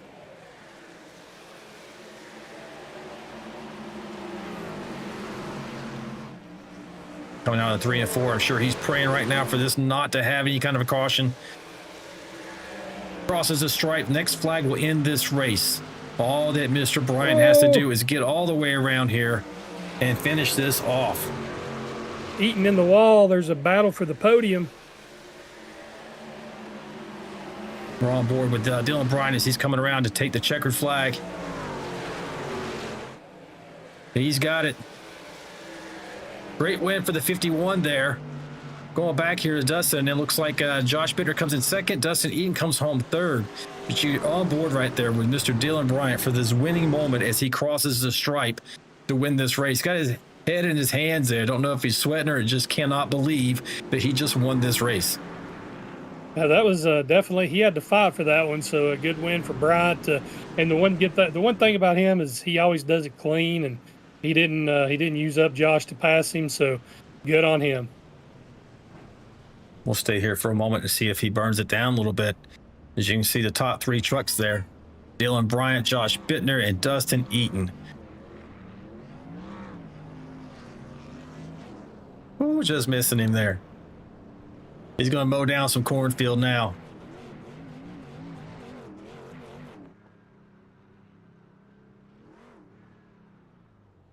All right, folks, that is your winner. Mr. Dylan Bryant out of Stem, North Carolina, brought it home here in Iowa tonight. We're about to get your top podium finisher interview, so don't go away. We'll be right back.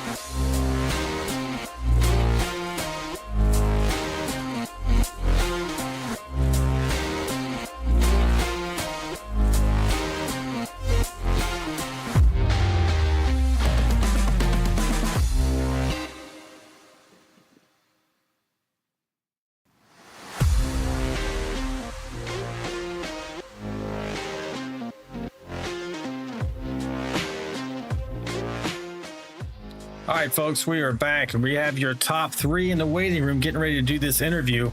Starting with third position, Mr. Dustin Eaton, as I'm going to pull him up in here right now. Hey, Dustin, it's Alan and Ricky in the booth, buddy. You got us. Oh, I'm here, boys. Here, number 3. Woo! Hey, man, a great race tonight. You were able to come up 3 positions. You were in the battle for the win there. How was the race from your perspective, and what were some key moments? Man, that little battle right there at the end where I tapped the wall, I murdered the wall, and then still got to hold out on Chris Goins on the outside for the third place. Man, that was crazy. That made me pucker for sure. But now I finished with the 0X, man. I was very fortunate to not have anything happen around me, and you know as good as anybody, man. Both of you. That's key in this kind of race. Like take Craig for instance. Osborne gave him a little tap in the butt on the back left. It crinkled it a little, and then he couldn't drive the truck. So that's the difference between finishing third and finishing like last. It was a good race, man. Wish we had less cautions though. That was a little crazy. Yeah, so Ricky and I were talking about it and taking a look at what was going on out of turn 4. It looked like to us, and you can tell us from inside the cockpit, that transition from the new grippier strip into the old was just catching people off guard. And we saw a lot of self spins coming off of that turn down into the infield. What did it feel like from inside the truck? I think a key thing I learned early on is like, even though that blacker part's grippy, it's like that extra little stretch where it's like elongated from the rest of it. That's not as grippy, man. And people like kind of going in there ripping it on that back right in that section, trying to, thinking it's the same as the turn, but it just falls off right there. It goes from pure grip to like pure ice. And even myself, I mean, beginning of the race there at the end, I was fishtailing everywhere. So I just think it's the transition between the gradient, like coming off the turn and the banking and kind of going straight a little bit. But that little runoff from that black part is very deceiving. It is not as grippy as the middle of the turn. Yeah, that's the way I was seeing it too. And just, sitting there kind of thinking what is going on. And we saw the same thing, that little spire coming off of the rest of it. And that's where people seem to be losing it. And the right rear was really biting them. So I'm going to turn it over to Ricky now. Hey, Ricky, what questions you have for our third place finisher? Hey, good finish there, Dustin. Top 3 tonight. Well, the only thing I got for you is there at the end of the race. I know you always say, well, I could have done this different or that different, but it looked like you and Brian and Gones were kind of all on the same strategy. Was you kind of just where you was because it's so hard to pass? I mean, a big key part of it was, man, I don't like to hit people to move them out of the way. They get, Bittner, he had like 20 lap older tires, and me and him were just talking about it down there.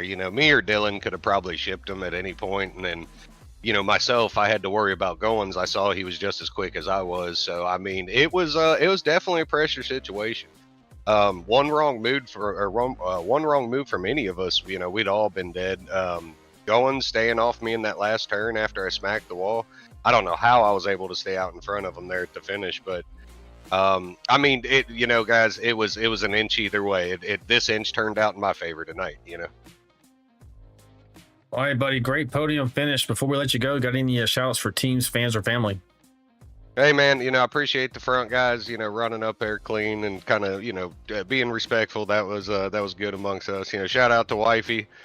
She's always rooting for me. Team Tang, of course, all the boys, you guys, and then again, Goins, if you're listening to this, dude, that was a hell of a thing you did. You could have dumped me at any point there. Appreciate you, man. Appreciate you guys. All right, Dustin. Hey, man, thanks, and we'll look forward to seeing you next week. I'll be there, guys. I'll be there. Good night. That was your third place podium finisher, Mr. Dustin Eaton, there in the 14 Team Tang truck. As we get set to go on to your second place finisher of Mr. Josh Bittner, who is also in the waiting room. Let's get a word with him. Hey, Josh, it's Alan and Ricky in the booth, buddy. You got me? Yes, sir. What a run, man. Ricky and I thought you were going to be able to pull this off with older tires than everyone else around you. Probably less fuel. Saw that it went in like 55, 56 laps before we went to that last green flag. Thought you had it. What were you thinking from inside the cockpit? Yeah, I thought I was about to recreate what was that, season 2 Dover, where I pitted about 15 laps out of the window or before the window was open, and it was a wreck fest at the end, and I just stayed up front and held on. I thought I was going to try and recreate that, but yeah, I was 7 laps out of the window, the first yellow after I pit. And then it just kept clicking off about 2.5 laps, I feel like. And I know it was the one caution that Tim got involved in the wreck. I didn't want to celebrate it because, of course, Tim got junked. But at the same time, I was like, hey, I think I can make it now. So after that, it was gloves were off. I mean, heck, I finished the race still probably 8 laps. Good. So, like, we could have gone green, white, checkered, and I still would have been fine. But it just, it turned into such a mess at the end. If it went green flag for like a stretch at all throughout that run, more than 10 laps, I probably would have been cooked. But we'll take it when we can, Yeah, we get these how we can. So over to you, Ricky, for the second place finisher. Yeah, well, buddy, I'm proud of you, son. You're one of my guys, and it's good to see you up on the podium. Could you have done anything different to block Dylan, or did you think when he passed you and then I saw he got in the wall a little bit out of turn 4, but the caution came out immediately. Did you have a run to try to pass him back there, and then that kind of ruined it? Yeah, pretty much. I mean, we were racing the heck out of each other, and it was real. I mean, hats off to Dylan. He raced me really clean. I probably chopped him a couple of times, just like you could say, out of desperation. He had the pressure tires, and he had a faster setup. I mean, I win this Heck, I went into this race, said 10 lap, or what I say, top 10, and I'd be happy as heck. And so I was just happy to be up there. But once he got by me, I thought I had a run on the outside, and I was like, I didn't know if he had a hot button for a caution or he had admin privileges or something. Because that thing came out perfect. I was like, wow. I kind of went a little sideways in the team chat, but hey, that's what team chats are for, right? But no, it was. I really don't think there was too much I could have done different. I mean, maybe if I had not had as many beverages I did pre-race, maybe it would have helped my mental sharpness and not thinking about the next trip to the lavatory. But other than that, I'm hey, you know what? I'm pretty stoked. I mean, I haven't been in the top 3 in a hot minute. I know I can do a lot better, so we'll take it. Well, hey man, great run tonight. Before we let you go, do you have anything for teams, fans, or family? Yeah, thank you. I noticed if I somehow pulled off a win, it would have been popular at all based on the YouTube chat. So I'm glad the popular guy won. But my only fan I have is asleep, I'm pretty sure. My fiance Peyton. Always gotta give a shout out to her. Let me disappear on Wednesday nights for about 2 or 3 hours uninterrupted. You know, gotta thank Ricky with D&D Graphics. You know, he's always making a really great setup or great design for the truck. Of course, we got track dogs. We got it's been a while since I've done one of these. My teammates Austin, with Trevor, Kyle, Tim. We like to have a lot of fun in the race, and I'd say we had a lot of fun tonight. We all got junked in some way, shape, or form. So we kind of went through it together. I feel like. I mean, hell, we wrecked each other.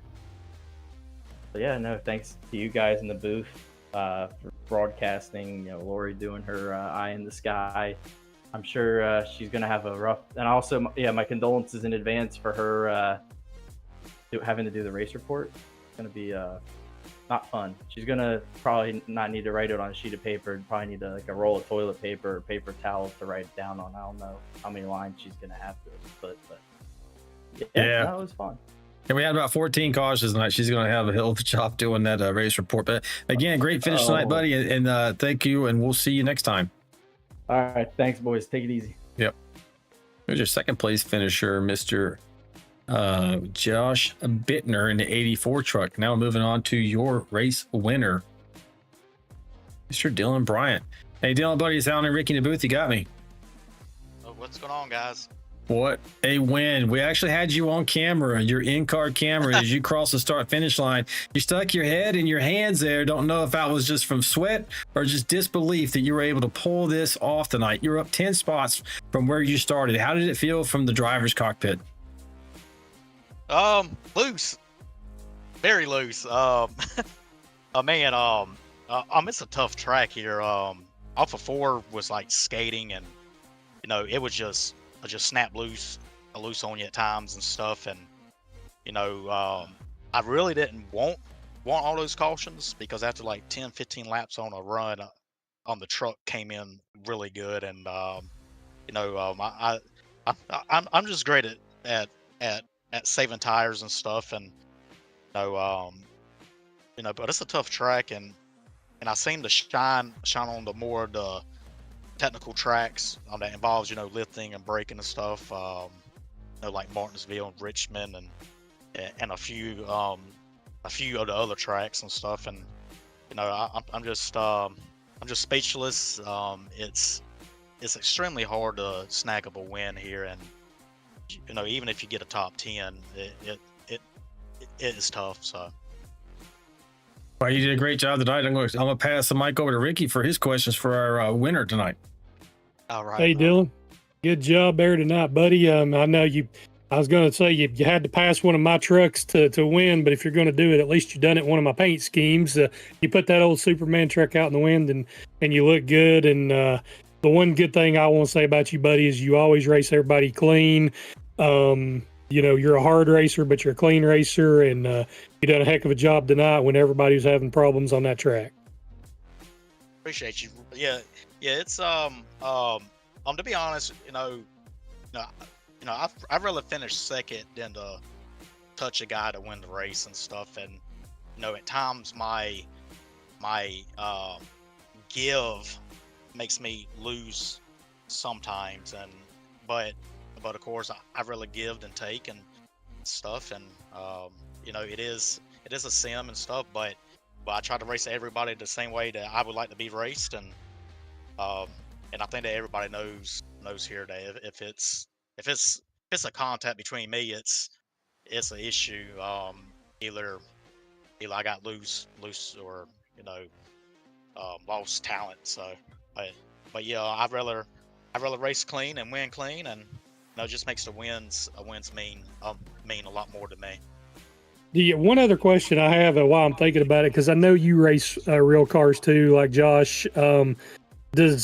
Does racing real cars translate to iRacing? Does it make you better in iRacing, or does racing in iRacing make you better in real life?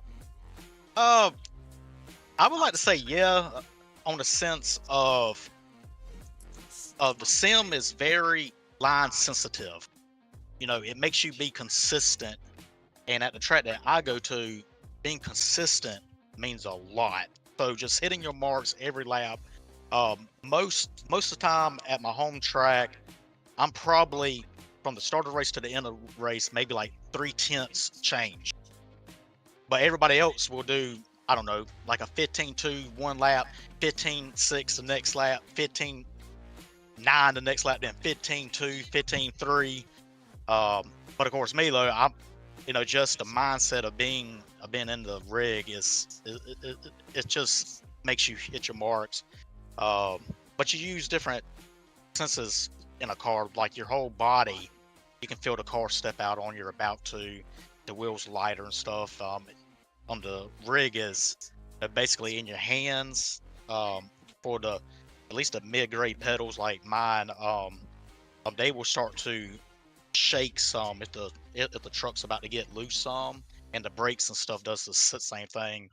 So it's similar to it, but my home track's a short track, and I do think it kind of helps me out with the more technical tracks on the sim rig. Hey, buddy, Dylan, a great win tonight, man. It was great to see your reaction inside the actual cockpit at your home there. Do you have anything for teams, fans, or family before we let you go? Yeah, first and foremost, huge shout out to All Star Racing. I hate that Albert had to miss the race tonight. He's a great dude. We got Burt, Dixon, Gaines. Shout out to them, man. That they are a big help and stuff, and they share their info with me and stuff. And then of course, Lori for everything that she does. You, of course, Alan, for just starting this stuff with Lori and stuff, and it's like family here. And also VRN, y'all do a great job, and y'all are definitely one of the best broadcast team out there now. It's just, you know, y'all picked up so quick on it and stuff. But I'm gonna say it again. I know I said it you know, I guess like a month ago, but I really do miss y'all both on the track and stuff. And no, it sucks, but then again, it's great too. Win a race against you's tough, Alan, and you know, but hey, you ain't here, it just increases my odds. Hey man, I'm sure Ricky will agree. We both really appreciate the fact that you're saying that. We just had to do what was best for the league, and we feel like that the best thing we could do is really highlight the talents on this track in the vigilante style that we do, and we appreciate all of you guys. And what a great win you had tonight, man! And we look forward to seeing you next time. All right. Well, I hope y'all have a great night, and I definitely look forward to watching the broadcast. All right, buddy. Take care. All right, later. That was your tonight's winner, number 51, Dylan Bryant. And before we get ready to close this out, Ricky, anything in the chat we're going to hit before we wrap this up? Yeah, Jalemi jumped in at the end. He's usually in here earlier, but giving out a big shout out to Colin Decker for getting a top 10. a lot of puns. I like them. Decked out top 10, 10 out of 10 with Deckers. Jalemi, a lot of good comments there in the chat. Yeah, so that's he had a lot of good comments there at the end. All right, awesome. Hey, folks, if you're out there and you're watching, you're enjoying this, I do see we have 20 concurrent viewers right now. Please make sure you like and subscribe. It really does help out the channel, helps out get some visibility for these drivers and everything. We do appreciate you guys tuning in every Wednesday and Friday night. Make sure you don't miss us. Always on 8 p.m. Eastern Standard Time, Wednesday and Friday nights. And with that, Ricky, thanks for everything as always for what you do. And I want to thank Lori, my beautiful and talented wife, for everything she does for this league constantly, way more than I do, honestly. I used to get on here and drive. Now I get on here and broadcast. She does all the rest behind the scenes. And I always consider myself the smartest man in iRacing. With that, folks, that does it for round 5 here at Iowa for the Iowa 150. Remember, stay sharp, stay fast, stay vigilante, and we'll see you next time. Good night. This ain't your mama's racing stream.